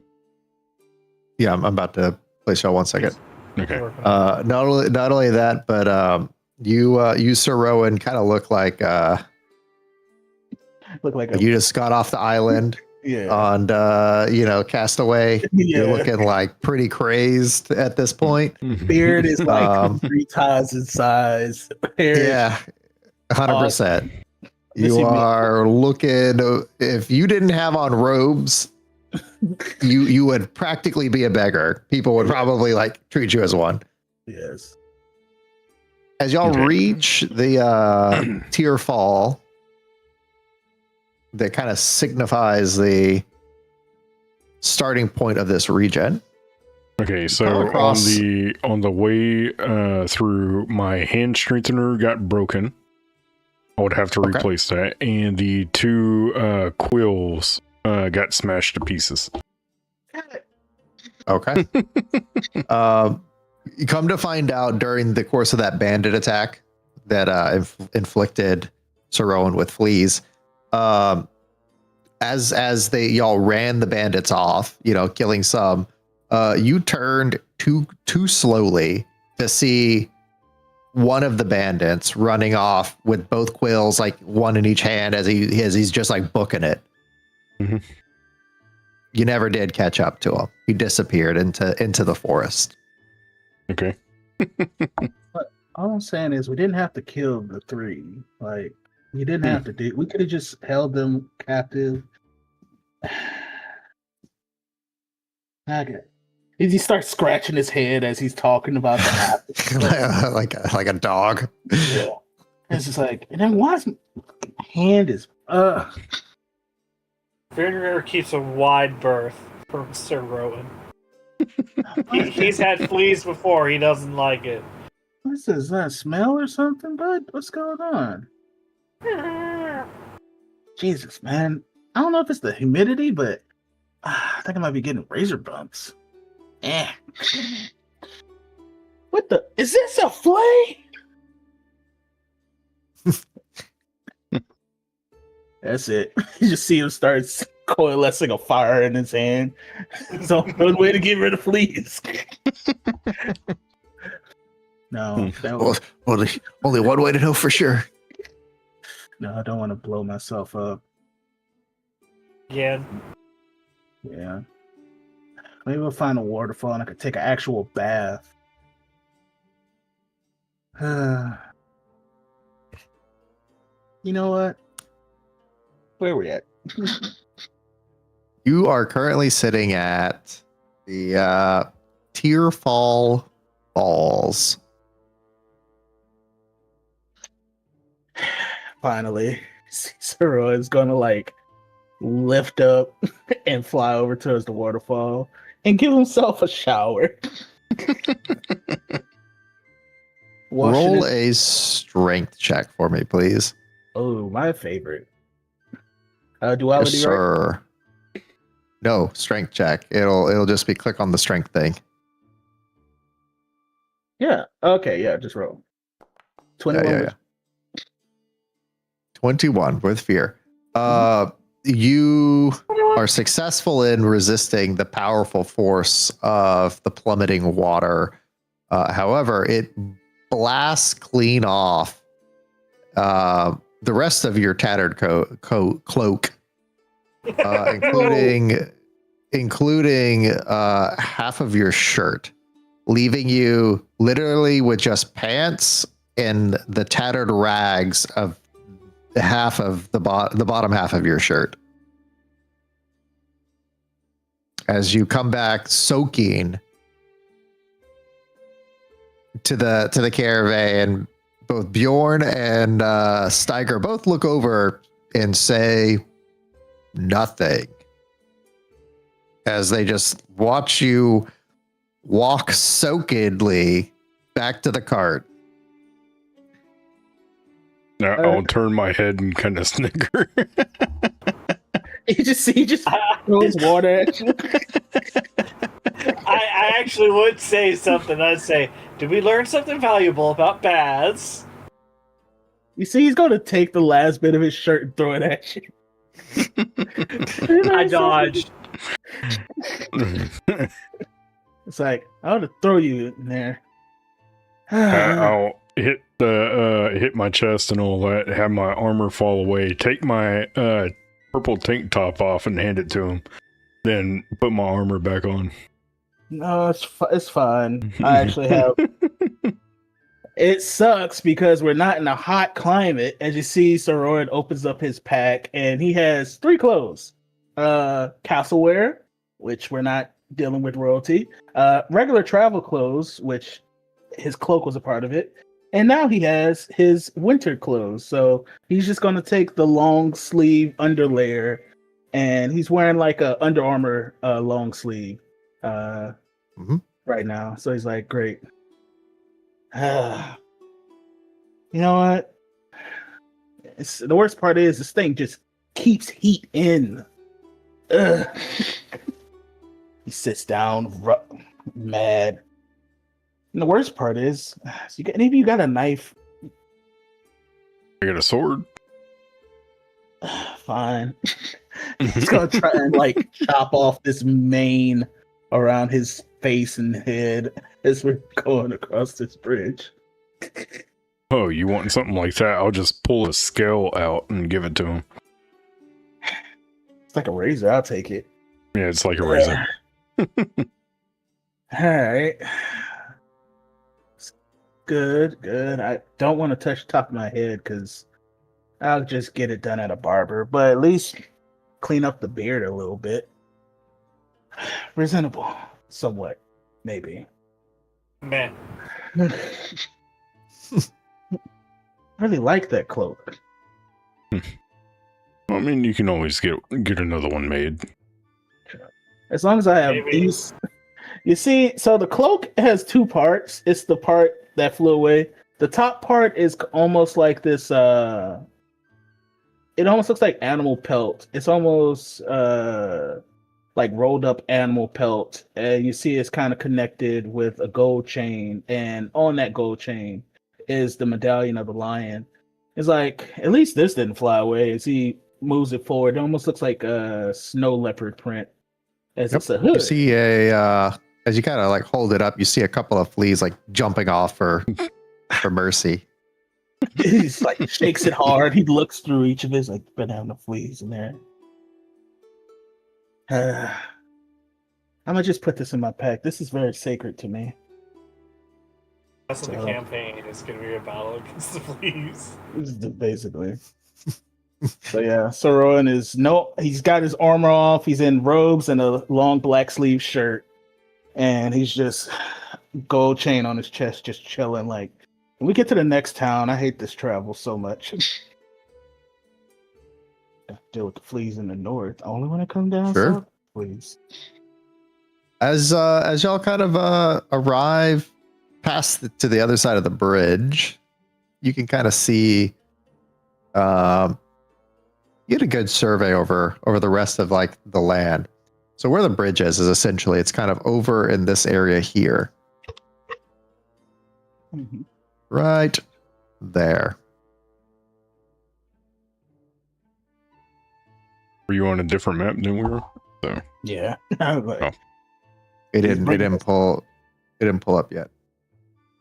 Ah, there we go. It's like over here. You sure? Yep, right Okay. there. Yeah. you know, I got dial up. I'm still 98%. Dial faster. I only got 2 fingers, my lord. Dial faster before you only got 1. Oh no.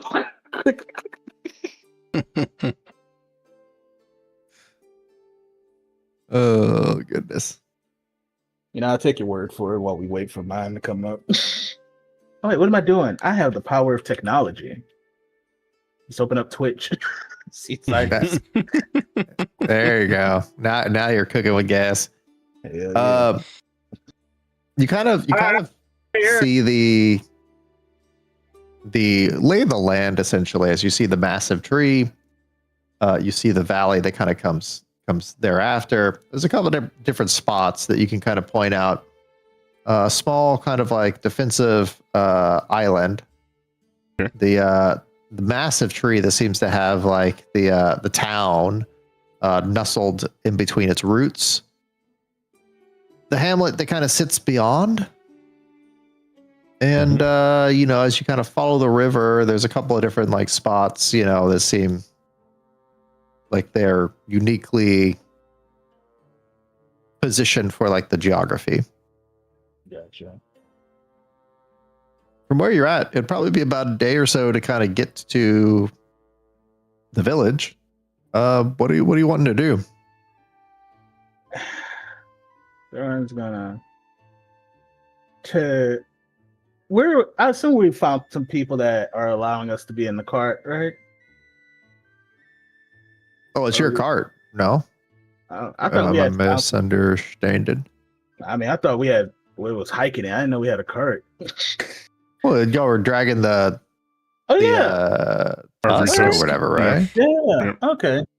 So Rowan's gonna, as we're just like, it's just a long road. It's pretty silent, more or less. And so Rowan's just gonna start like making a little beat. And he's like starting to make the beat, and he's just like starts singing a little jig, and he's gonna like start asking if Bjorn wants to get in here. Yeah, get down tonight. Hey. And he's gonna get Bjorn into it. Then he's gonna ask Steiger if he wants to join in. We all hopefully get to sing as we make our way, just having a good time. I'll just hum to it. That's about it. Everybody, go ahead and get yourself a hope. Nice. And also, Bjorn, since you helped out, you get another hope. And you get a hope. And you get a hope. We all get hope. And you get a hope. As he is just going to be like, this is a long journey, boys. It's like, Starter doesn't grow hair. How do you just like grow more scales? Do your tentacles on your head get longer? What is that? Well, it's kind of like hair. So. Gotcha. Oh, okay. So I don't have to do anything with it. It's just there. It's attached to my head. So I don't know if y'all knew this, but scales, hair, and feathers are all made from the same thing. Bone. But no. Definitely not bone. I don't think that works like that. Yeah.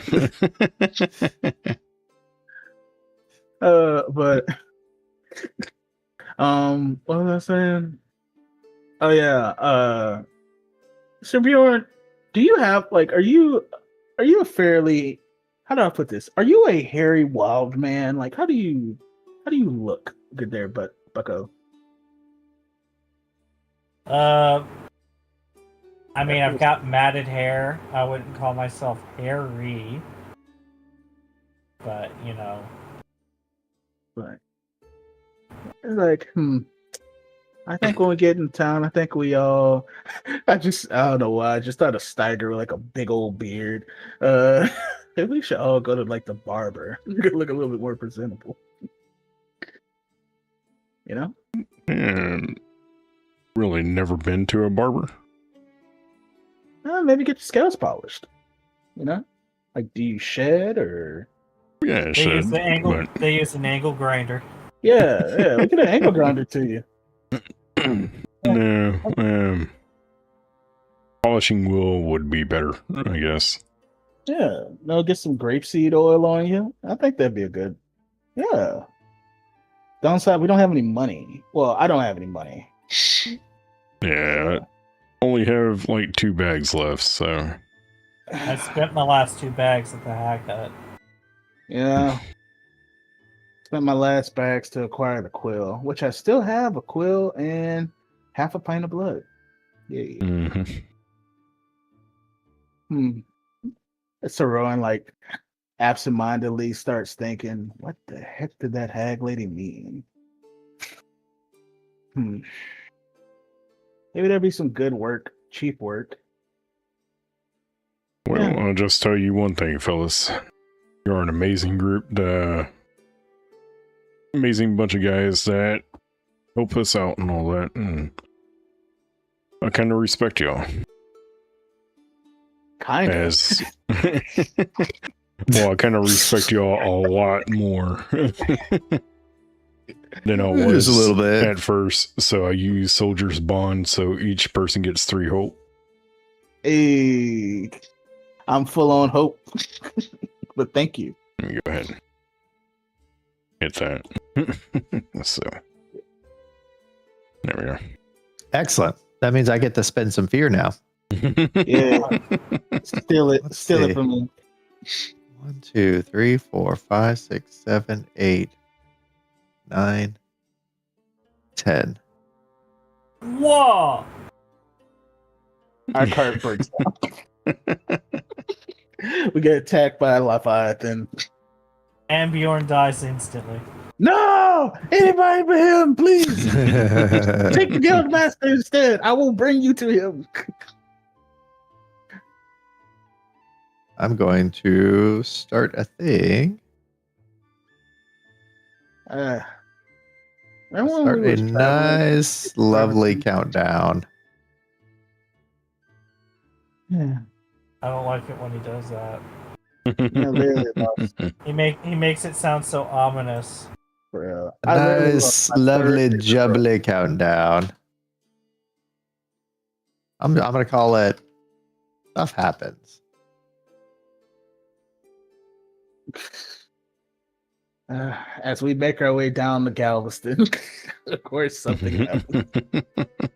Stuff happens. 10 out of 10.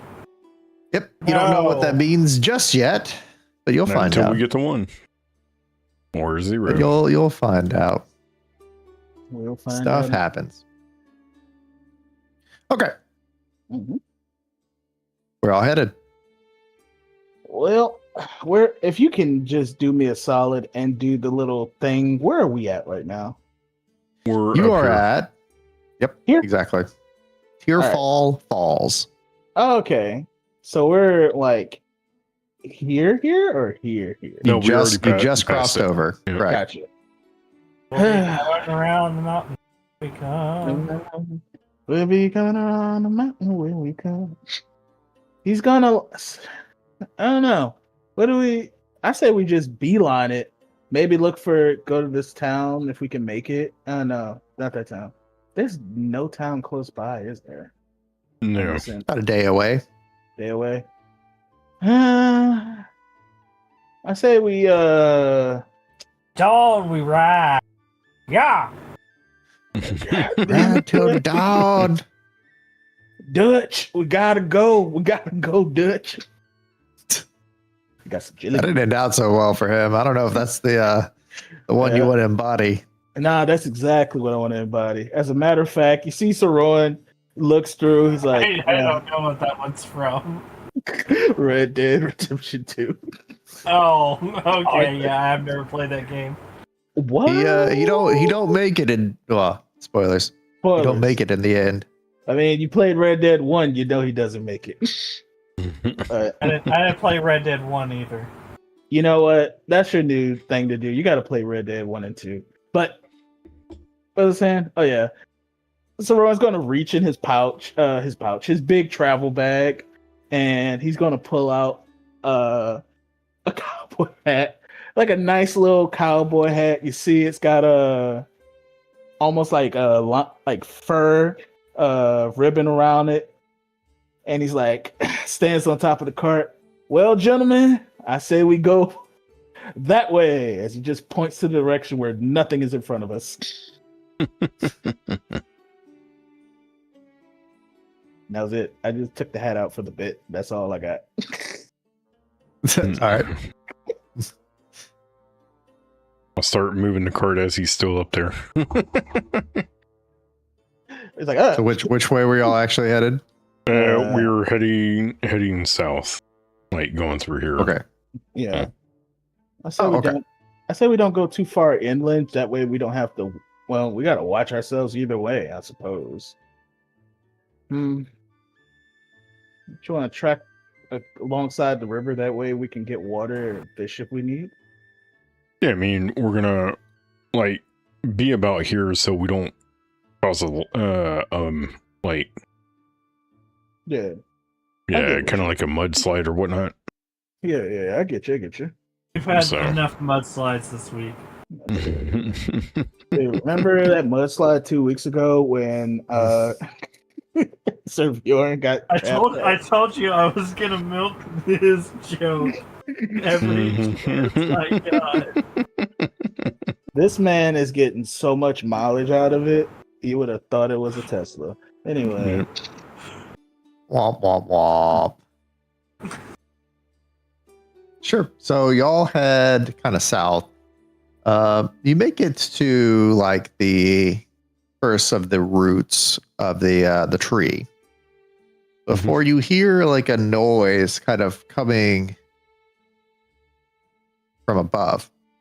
As you look up, you see a individual in a what appears to be some sort of personal aircraft, kind of like an ornithopter of sorts, whisking its way through the air as it descends and spirals down towards you. They seem to be kind of calling out to you. As they're like waving, you can begin to make out what appears to be the face of one of the captains from Terra's group of soldiers. He kind of lands with a thunk and says, oh, thank God I spotted y'all. Terra's waiting for y'all at the what is this called? It is the Apple fan. nope. Oh, you actually The, actual what you said? Yeah, there's an actual place. Oh, Black the Swan Black Inn. Swan. Yeah, the Black Swan Inn. I had to open the thing up to make sure I was getting it right. My field got red.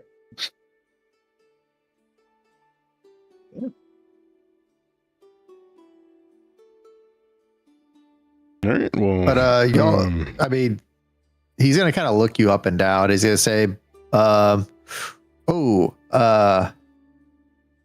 that what you're wearing?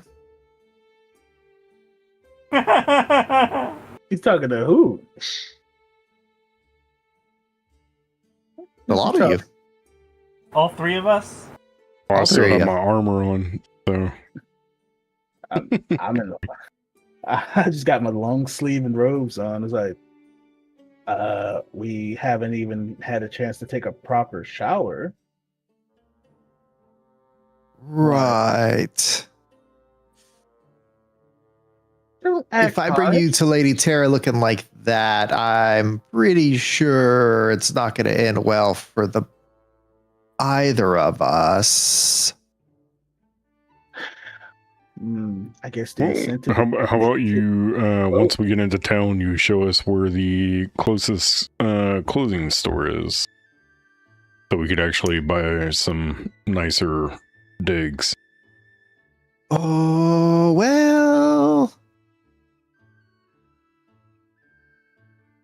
About that, we're not so much going that way as he points towards the trunk of the tree. We're actually, the Black Swan Inn is that way as he points straight up. Oh, He's like okay. in the tree. As you look up, you see peeking out from the clouds what appears to be a massive floating chunk of land drifting listlessly through the sky with cumulonimbus clouds clinging to the underbelly. Most of it seems almost like hidden. You wouldn't have even noticed it if he hadn't kind of pointed in the direction, except for a few gold and red banners flicking in the wind, poking out of the tops of the cloud. I'm not gonna lie. That's astonishing. I want to draw that. I'll look up and everything, and I'll look at the machine that he came in, and I'll be like, hang on a second. That's those ornithopters that I've heard so much about. Oh yeah, I mean it is a proprietary, machine manufactured by the family in order for rapid redeployment of troops across the continent. It's essential for us getting our men into a proper position to respond to kaiju attack. No, I'll just start going into questions. What does it run on? What type of fuel does it use? Well, I'm not entirely sure. To be honest, I'm just the captain.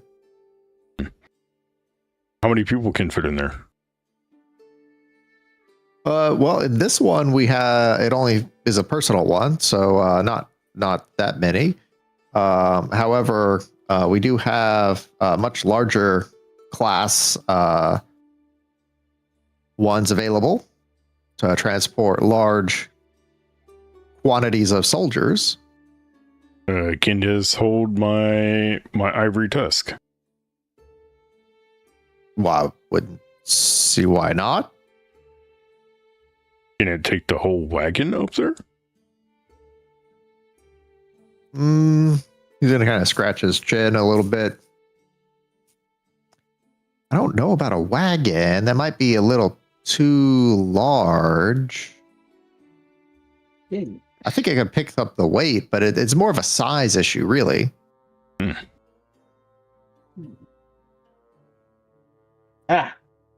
Done. Okay, well, can this ornithopter fit all of us?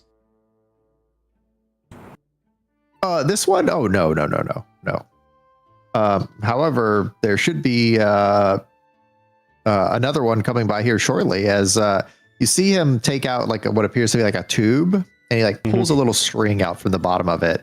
As with a howling whistle, you see a green smoke kind of flying high up into the sky as it bursts into like a small kind of like cluster.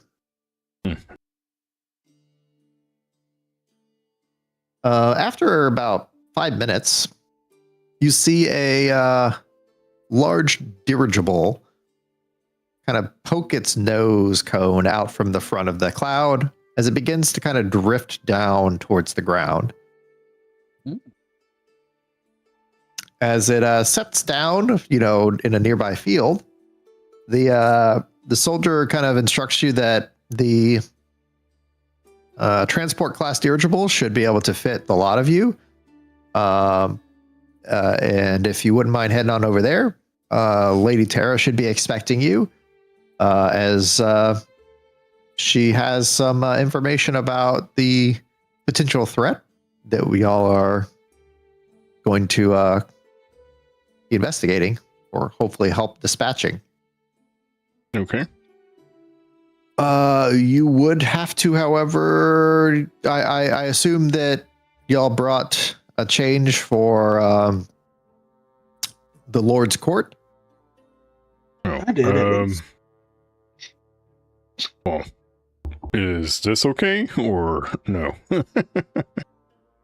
Well, I'm not quite done living yet, so no.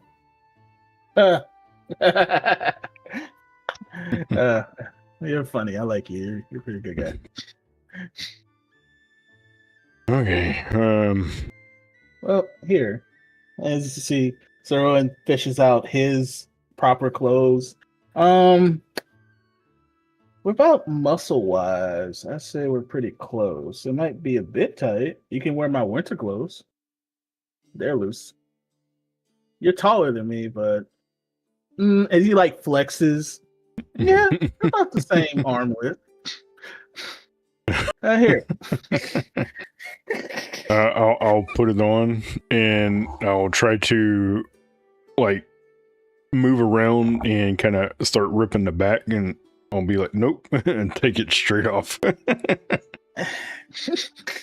Well, makes sense.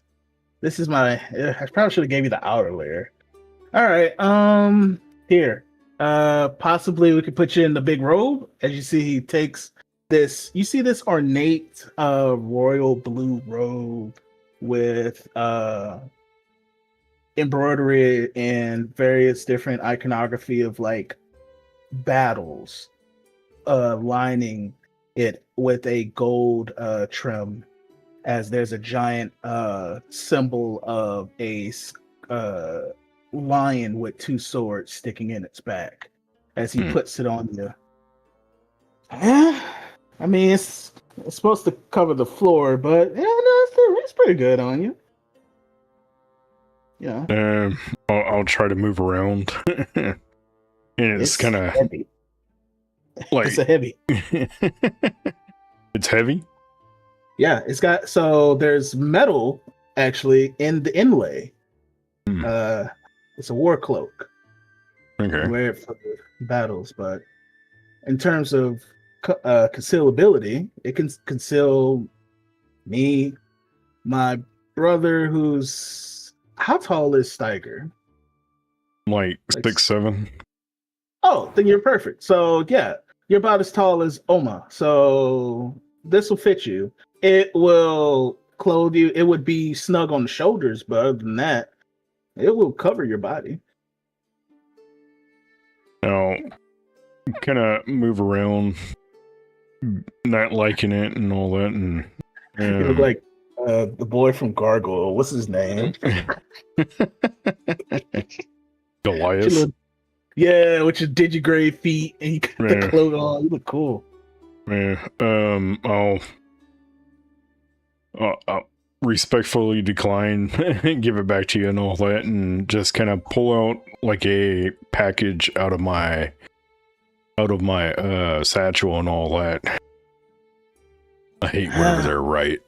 And I pull the string with my fingernail and kind of clip it and pull out like a suit.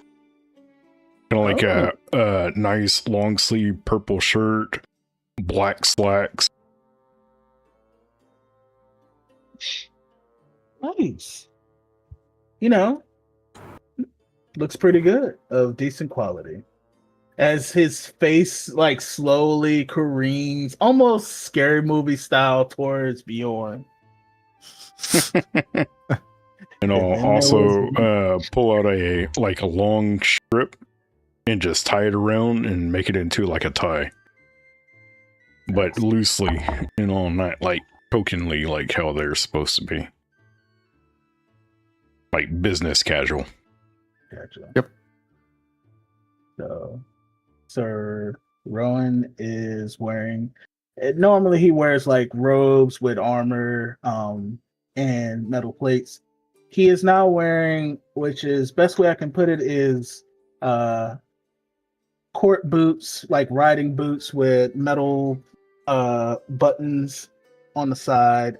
Very high-end slacks, not skinny jeans per se, but they are loose enough in the Sundarian fashion. He wears like a blue vest along with a black and gold lined coat, as well as he is wearing his cloak over all of it. So he kind of looks very, if you didn't know any better, he kind of looked like almost like a dark warlord opposed to his normal like white and clean and rugged aesthetic. As he ties his hair behind his head and he's like, all right, Bjorn, as he's tying the sash on his waist, what are we going to do about you, bud?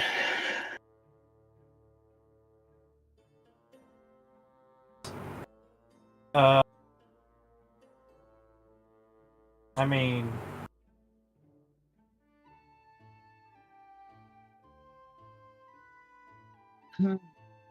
Because you're like 5.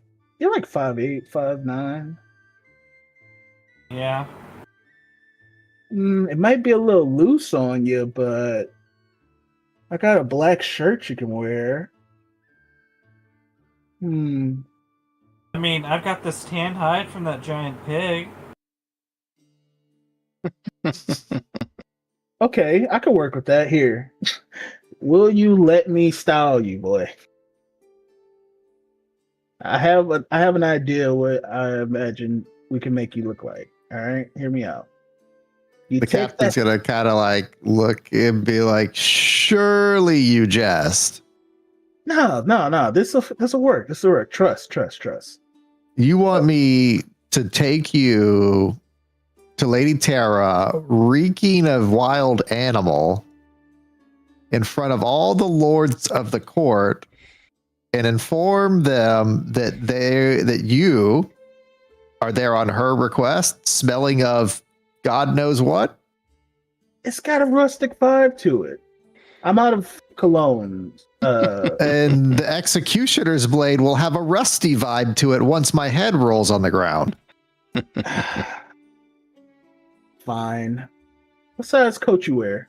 As he points to the captain. I don't know, 46 regular? And he looks at Bjorn. You're like a 40, 44, 45, right? I have no idea what you're talking about. Fair enough. May we partition your I know what the numbers are, but I have no idea what that's supposed to mean in that context. I understand none of these words. What are you doing? Like, I understand the words individually. Yes. Together, not so much. I'm going to see if I can persuade old boy to give up his jacket for Bjorn. He's gonna kind of like wave it and say like, no. We have a tailor. Please, for the love of God, just get on the dirigible. Why did you say that to begin with? Yeah, You why did you didn't start ask. with that? We I asked shouldn't have for a to. tailor. If Yeah, we can go to a tailor or a clothes store. You asked if you could go to one in the next town over. You didn't ask if we had one on site. Just get the dirigible. So Roy's going to reach for a branch and grab like an acorn and throw it at him. Fenrir is growling at the dude now because he got loud and started yelling. Is he housebroken? Please tell me his house broken. He's broken a house before, yeah. He's also broken a spine, a neck, a couple of things actually. God's have mercy. I'm not going to survive this assignment. Please don't pee on anything. I have a question for you. What? Did you piss Tara off before this assignment? I mean, I was late delivering a report, but like, Yeah, that explains it. That's why she gave you this job. oh God, He's gonna. I'm gonna die. My life is over. I just had a kid. I don't know what to do. Please just get on the dirigible. I want to put a hand on his shoulder and look. You know, not everybody gets to live to see 40, and that's okay. But trust me, my friend, as I know Tara like the back of my hand, you are in great. Oh, what is that? As he turns his hand over. Well, you'll be fine. You'll be fine. He like gives him. That's new. Yeah, that's new. What's up, Jade? Yoink. 41 Look, the times old in person robot chat. joke. Yeah. Nice. Yeah. There's Hey, I had that exact thought. As How you soon as doing, you sir? said I know her like the back of my hand. Exactly, man. This be fine. You'll be fine. Worst case scenario, I will. Thank you for subscribing for 15 months, Jade. Oh, what was that? Is that a Velociraptor? It's a Velociraptor. Yeah, it's a frog. Nope, that is Komodo dragon. Anyway, Well, I was just gonna let you know Tara knew what she was getting into. yeah. So the He's fact just that gonna she's like saying, he's just gonna like rub his forehead as he says, "Of course she knew. She always knows. Please, I'm begging you. I have a Nice. child. Finish on the making a million for the dirigible." first time. Nice. and I will be a How was very it? Was good it fun? adopted father to him. Oh my god. It's man versus wild all over again. I get the damn thing. Look, I get on, I'm just like, so how do we get the cart on there? And just start lifting it onto it, or we just drag it on? How big is this? How big is this vehicle? That's awesome. I haven't laughed this hard since Tuesday.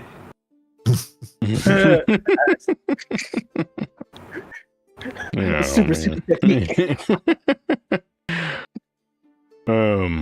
So is the dirigible, or however you say it, like the elevator, wide enough for the cart?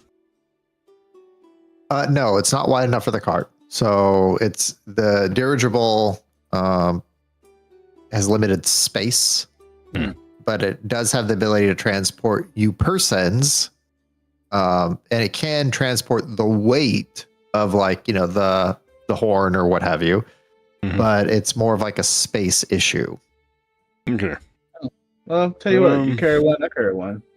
You know what the Hindenburg is, right, Steiger? Yes. That's what a dirigible is. Yeah. Yeah, it'd be like kind of like trying to fit a cart through a front door. It's not so much a weight problem as you can't really make it fit. Okay. I'm gonna look to the guy and I'm gonna say, by the way, this came from the guild. If anything happens to it, we will be informing Lady Tara. So this is all you, man. Look at you getting into the nightly duties. He's just gonna just rubbing his forehead at that point. Just say I'll just send an invoice for the love of God. By all things that is holy, the guildmaster actually wants that donkey back. I'm already on the ship. Yeah, we're already on the ship. You're the one that's talking us and holding us back. I'll tell Tara about this. I'm just kidding, man. he's just gonna snap his fingers as he points to the pilot and points up towards the cloud as he goes to secure the door, kind of pulling a massive lever to latch it into place. The ship kind of lifts off the ground as it begins to kind of float into the sky. As he's securing the door, Fenrir starts sniffing his leg from behind. Oh, he's not on. He's outside closing it. Okay. Securing it from the outside. He has his own little ornithopter. Okay, never mind then. So these ornithopters, do they look exactly like dragonflies? No. They look more like a regular ornithopter. Okay. I was hoping it would look like Dune. Oh, Dune they don't look like ones. Yeah. They don't look like the dragonfly. They just look like a regular old ornithopter. Okay. Basically a bike with wings. Yeah. Yeah, essentially. What in the world is this? Oh, somebody just drew the worm from Dune. All right.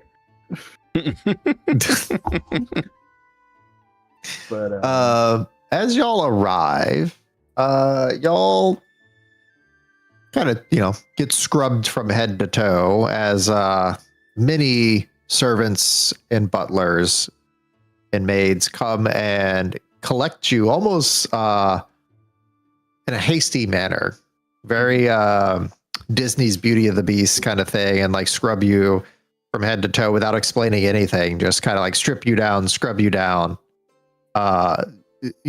take your things and place like, fine silks and threads, in front of you in the room as like, your clothes. They eventually someone comes to get you as y'all are shepherded into what appears to be a brightly lit hall.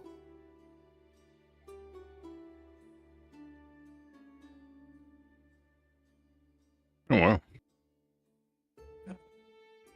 See, I assume they gave Sir Rowan a nice cut and shave. Yep, you're kind of feeling yourself at this point. Back to the land of the living. Bjorn, on the other hand, Bjorn is feeling like a shaved dog.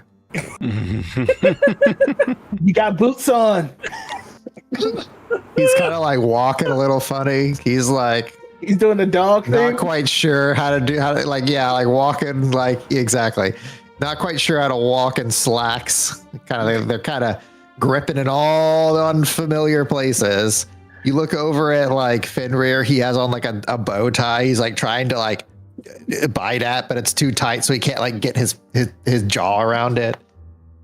Gentlemen. Relax. Straight backs. Wide chest. Walk forward.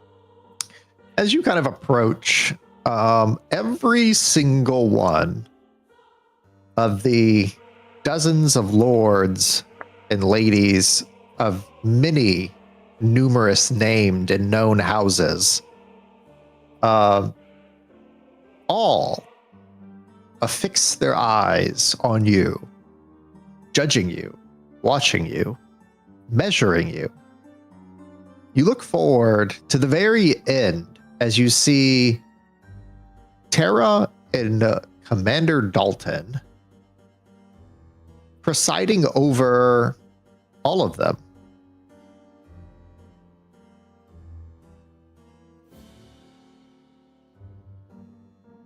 Let us begin. Right.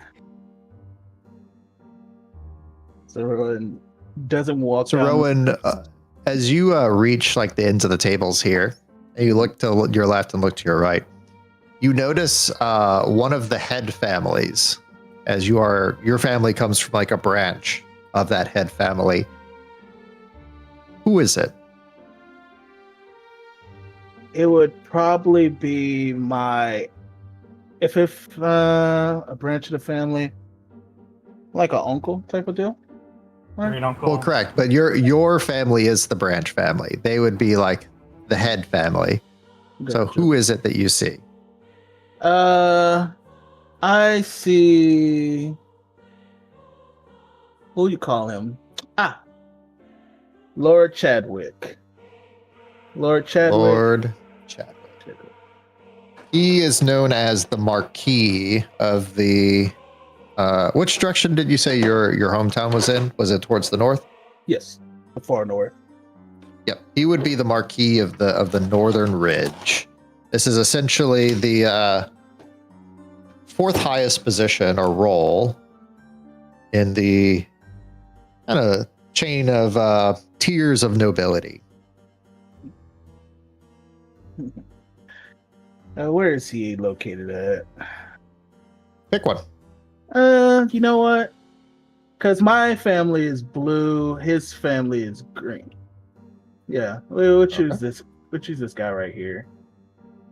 Actually, hold on. Is that a woman? There is a woman behind him. Oh, you can pick a woman too. It don't matter. Heck yeah. It's Lady Chadwick, or whatever you want to change their name to. Yeah.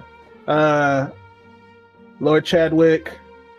Lady Ehrenwald. Just throwing out names.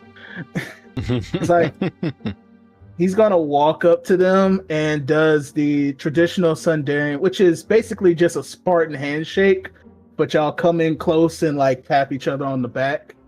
It's like, hello. It's been a while. He's going to answer you in the traditional greeting, "May the sun never set upon your brow." Like, may the moon never sack you. How are you doing today? I see your father is not in attendance. Unfortunately, he has passed. Sorrows. I'll send my condolences. How long ago was this? I would say probably a couple months before I came out here. I see. Yeah. Tragedy. I really do feel like he was one of the more productive members of the lesser families. I know y'all do what y'all can with what you have. So progress was commendable. Yes. Fortunately, Oma takes the helm now. You remember him, don't you? Well, let's hope that he doesn't tarnish your father's reputation. Hopefully. As he Please do try not to make a mockery of us in front of Lady Terra.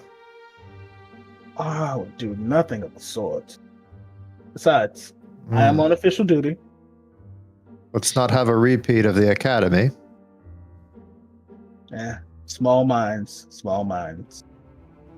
Well, I must go. But it's nice to see you and your lady both. This is your lady, correct? They all start to look the same after a while. He's going to kind of click his tongue as he gives you a scowl and says, yes, this would be your aunt. You remember her, head of the family, responsible for paying all of y'all's debts? Yeah, couldn't make her out. Sorry. All this road, it was very tragic. Got so many issues, but thank you nonetheless for greeting us here. It's nice to see familiar faces. I wouldn't dare say friendly. See if there's breath says that. Well, White. Well, don't keep our lady in waiting, as he kind of like motions to Terra. And Sir Rowan's gonna pick out above table. Where is Terra? I can't make anybody out here. She's way up here. Oh snap! I didn't even see that far. The map didn't even. Quite literally lording over all of them. Yeah, you didn't see her picture? I mean, come on. Well, it didn't load for me. It cut the image off at this part. Oh, really? Yeah, now that I've actually gotten to move all the way up, I can see the whole shabazz. As you Is see, that her with an owlbear? It is. That's her pet owlbear. Oh, nice. Brother. So where do we exactly go? I assume we just pick a seat, since we were uninformed of any assigned seating. He's going. Your uncle's going to clear his throat as he points to the tables, clearly in the center. Your chairs. Always a gracious one. Be careful. The cold will get you. Bye-bye.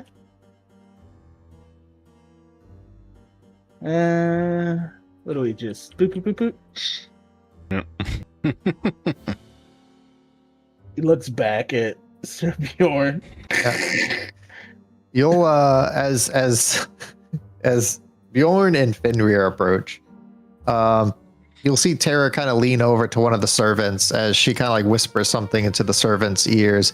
The butler kind of like hurries off.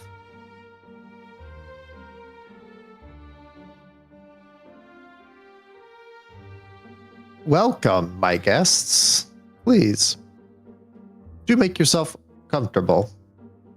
As she holds her hand up into the air and brings it down, all of the lords and ladies, almost in unison, pull their chairs, sit, and you kind of hear themselves kind of settle in. This red thing right here by Fender, is that a bench? Yeah, that's it's a couch, like a bench. Couch? Yep. Okay, yeah, he's gonna lay on that. Yep. As he does so, you will the butler that kind of like took off a moment ago has returned, as he seemingly has two sets of what appeared to be freshly made boots. Ones that looked like small little booties. A pair of 4. And one that appeared to be slightly oversized. Seemingly to fit clawed feet. As the butler kind of motions to Fenrir, kind of like, give me your paw. Good luck with that. You see Saroan like just chills in his chair, like, oof, that is not gonna work out for you. Fenrir will just look at him like a German shepherd who's playing dumb. Just tongue wide open from his mouth, like, huh? The butler kind of turns around at a maid and snaps his finger a little bit.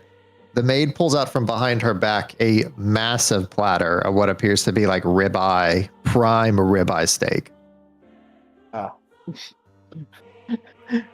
That'll do it.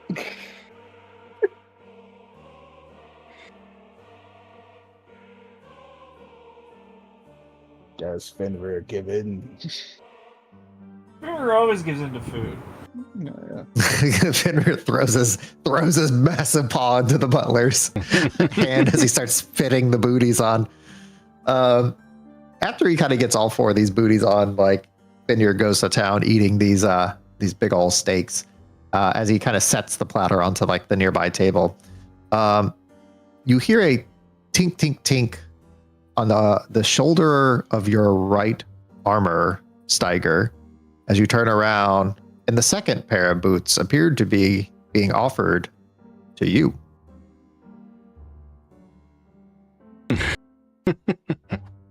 The guy that needs the boots is to my left. I've got boots on now. We got him in boots. You're the only one with your digigrade feet out. My muddy grippers have been chained and confined.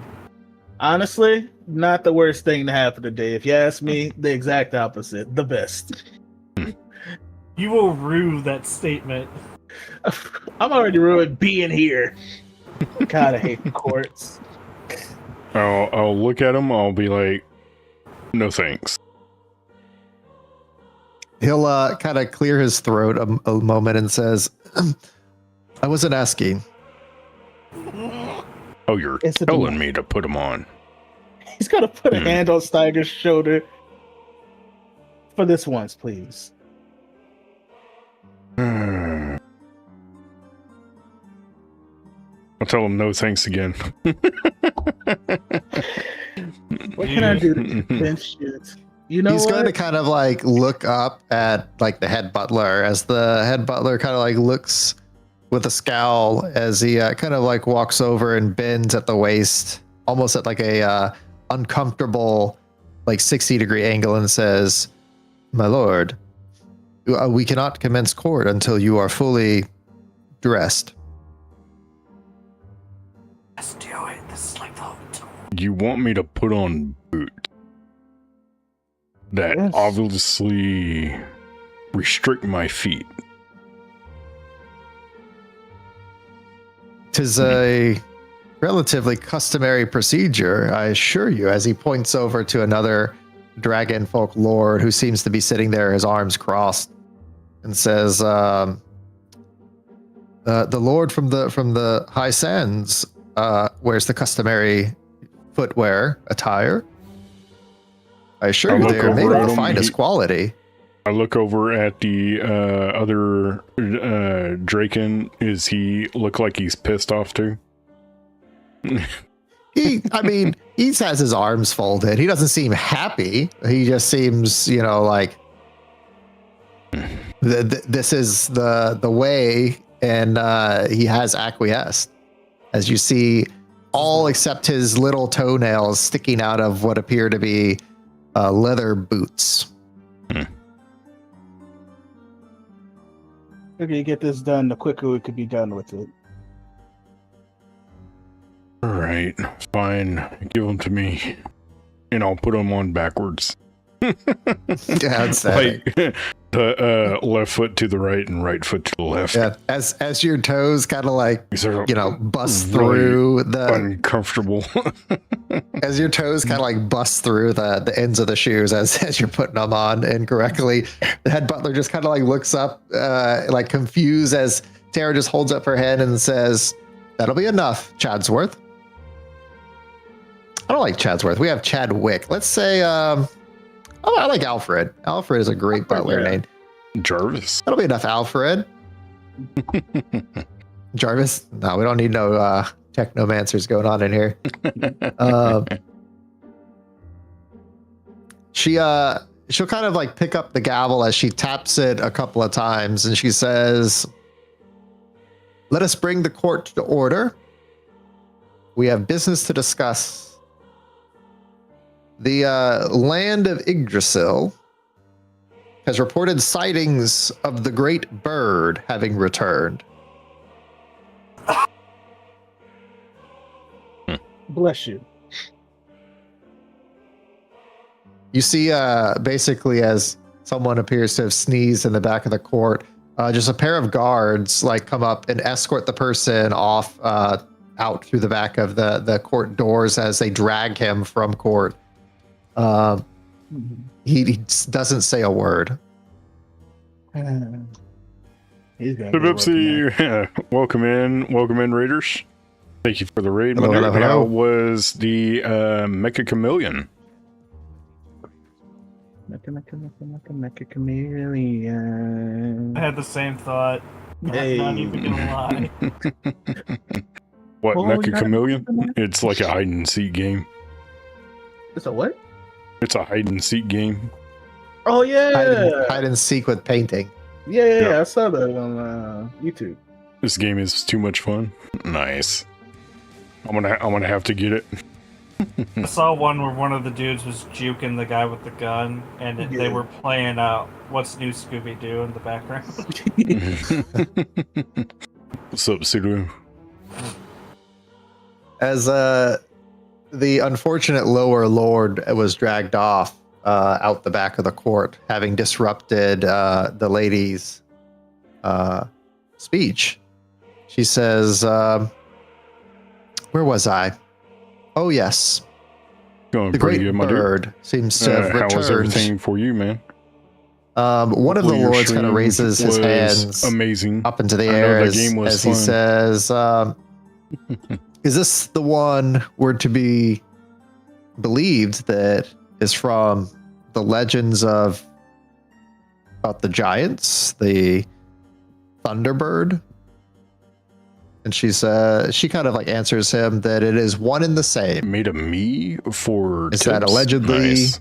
the great Thunderbird has been stalking the area. It has been, it has destroyed 2 villages already and seems to be heading in this direction. And that they do not have any leads in terms of how to bring it down from its lofty fortress of clouds so that they might find a vulnerable or weak point in order to dispatch it. Many dirigibles have already been dispatched in terms of trying to take it head on. However, that has proven to be foolish as he has a undeniable command of the skies. So I accept that notion. That was interesting. Who has any useful ideas they wish to offer? How would we get up to the clouds? We can climb. Climb what if it's in midair? Well, climb high enough to descend upon it. Well, I mean, you can fly. I can't. True. But still, if we can possibly find a machine or contraption to support and travel a sizable force up to the clouds, anchor themselves to the tree, we can forego the bird's ability to knock us out of the air. Better than being a sitting duck. I mean, it controls the skies. So why don't we try and fight it on the ground as best we can? I mean,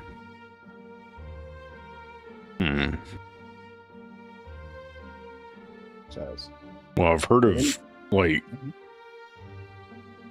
other people shouting at things, and knocking them out of the air, but I don't know if that's true or not. It's in a story book that my mom used to read to me. So, this is an apex predator kaiju that flies. It controls the sky. We could find a way to get it to come down at a lower angle, or try and bait it or summon it to the ground from there.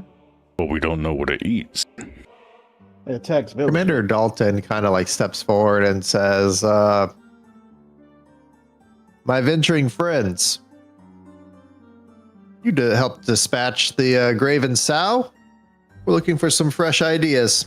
Would you like to share with the court?" We'll confer in one moment. As he like walks in between and gets Sir Bjorn and Steiger huddle up. Bjorn. Oh, move over. Yeah, let's. All right. So, what do we know? It's a flying creature. We know it likes to descend upon villages and attack them. So, we got two options here. We can try and fight it from the tree, which is our highest vantage point, and see if we can attack it that way. I don't think that would work too well, but it's a bird. It nests. If we can possibly do some type of long-range damage to its nest, if we can find that, we can anger the bird to come and follow and bait it away to a more advantageous position. What do you think? We could possibly do that. I don't like the idea of trying to fight it from the ground. Well, I mean, if we can knock it down and get it on the ground, then we can fight it. There's another thing. I fly all the time, but I know for a fact most things that fly don't look up. So if we can somehow manage to get above said bird, we can possibly strike a weak point or possibly bombard it from higher than its perceived value. Problem is, I don't know how high it can fly, and I don't know how high technology can take us. I know if I get too high in the sky, I can't breathe. Well, I don't even know how high these gyroscopters that they have will be able to get up there as well.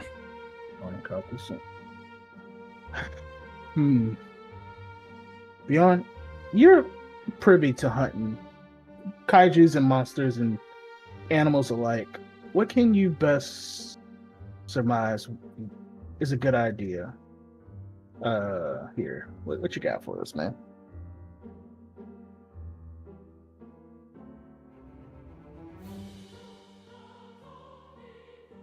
Well, when it comes to birds, I normally just shoot them out of the sky with my arrows. That's all I got. What if we get like a ballista or something? Like a scorpion. Yes. Yeah. That's the only thing I can think of. What if we lined it on the tree, and then that way we'll have a better chance of aiming at it one-on-one? Because if we're trying to aim from the ground to the sky, it has 360 degree of movement that we can't hit. But if we can kind of have it come to a lower plane or level, we have a better shot at hitting it. Okay. Yeah. You see, Saroan's gonna break away from the huddle, and he's gonna just list off the 4 things that we said, 4 potential options. 1, going up the tree and stationing some form of artillery on the tree and try and drag it or bait the creature down so whoever's on the tree can fire at it fire at it on the ground, trying to bait it to the ground, seeing if we could get above said creature. And I would say last option, see if we can get some more information about the creature. Maybe, you know, it lives in the tree. It's a bird. Birds like to mate. We've only ever seen one. Maybe it possibly wants to look for a mate, or possibly it might have children. We can never rule out there being multiple avians creatures. As you kind of finish explaining your options you have available, a gentleman clad in gray and black kind of steps forward past you and says, "Milady, if I may, all of these ideas by the counterparty seem to be quite juvenile and primitive in their implementation. As we've discussed before, my organization is willing to give you full support. We can craft a neurotoxin that should land the creature low. I don't know why you rely on such barbaric methods. They seek to try and drag the Lord of Thunder himself from the skies as if it is so easy. Surely you jest."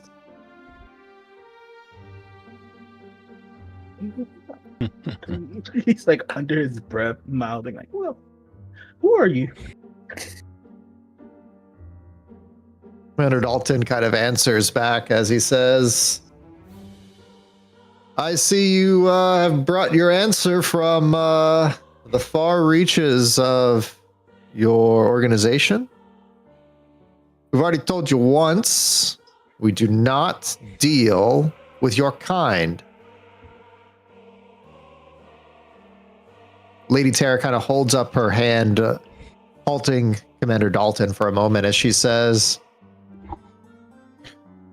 "We'll keep everything you say under advisement. At this point, we cannot rule out any options," as she kind of looks at Dalton kind of sternly. "The primary objective is the elimination of the Thunderbird before it gets to this region, by whatever means necessary. I assure that all of you will work together to endure and endeavor to make that happen. Am I clear?" Dalton kind of brings his hand to his chest and says, "As always, my lady, my apologies." And with that, our meeting here is adjourned. Please, make sure that my guests are taken care of. As she picks up the gavel and rings it out 3 times, marking the end of the court. As her and Dalton kind of proceed off from her lofty chair, they disappear down the hallways, out of sight by their personal escort and entourage, leaving you, Sir Rowan, Bjorn, and Steiger here amongst the rest of the lords and ladies, as whispers begin to kind of ring out almost as a deafening cacophony. You can feel all eyes, and words for that matter, seem to be fixated on you. This curious group, seemingly coming out of nowhere, transfixed the Lady Terra's attention. Who are these ragamuffins that seem to be drudging their poorly dressed selves before the court, besmirching it the way they are? You have a combination of dissenters, people who are looking for any opportunity to sink a knife in your back,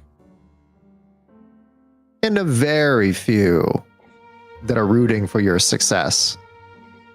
Welcome to court.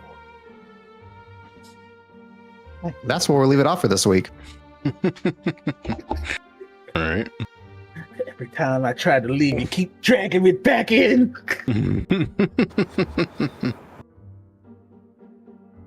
Yeah, I don't know what we're gonna do about this one. I ain't gonna hold you. I am so ready for espionage. Oh, we've been dealing with espionage for a year and a half now on the other campaign. It's not fun after a while.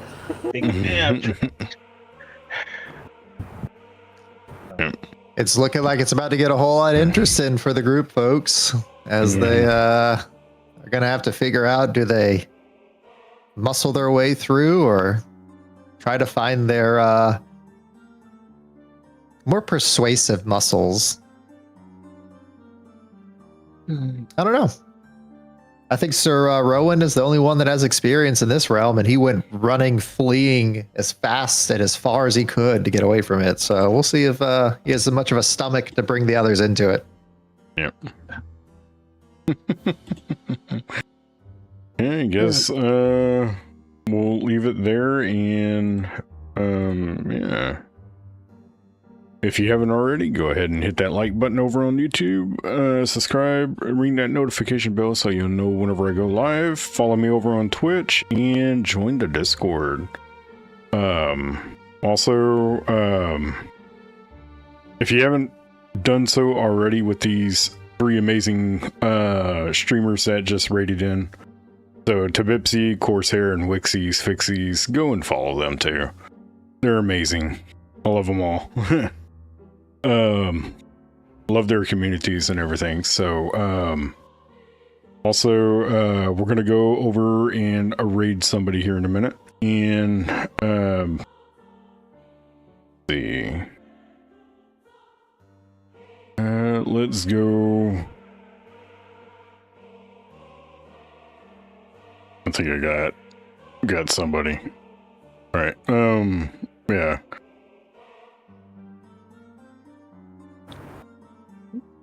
Yeah, let's... Dang. Like they just got off. Okay.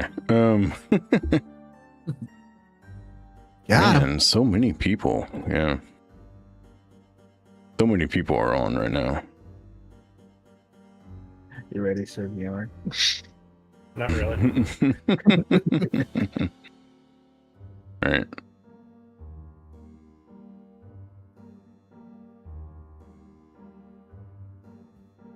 Okay, well, I got somebody now. All right.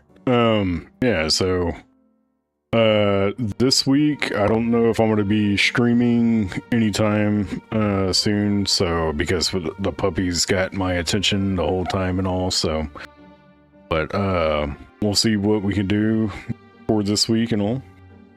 But we will be back in 2 weeks with more of the Daggerheart system for Kaiju hunters.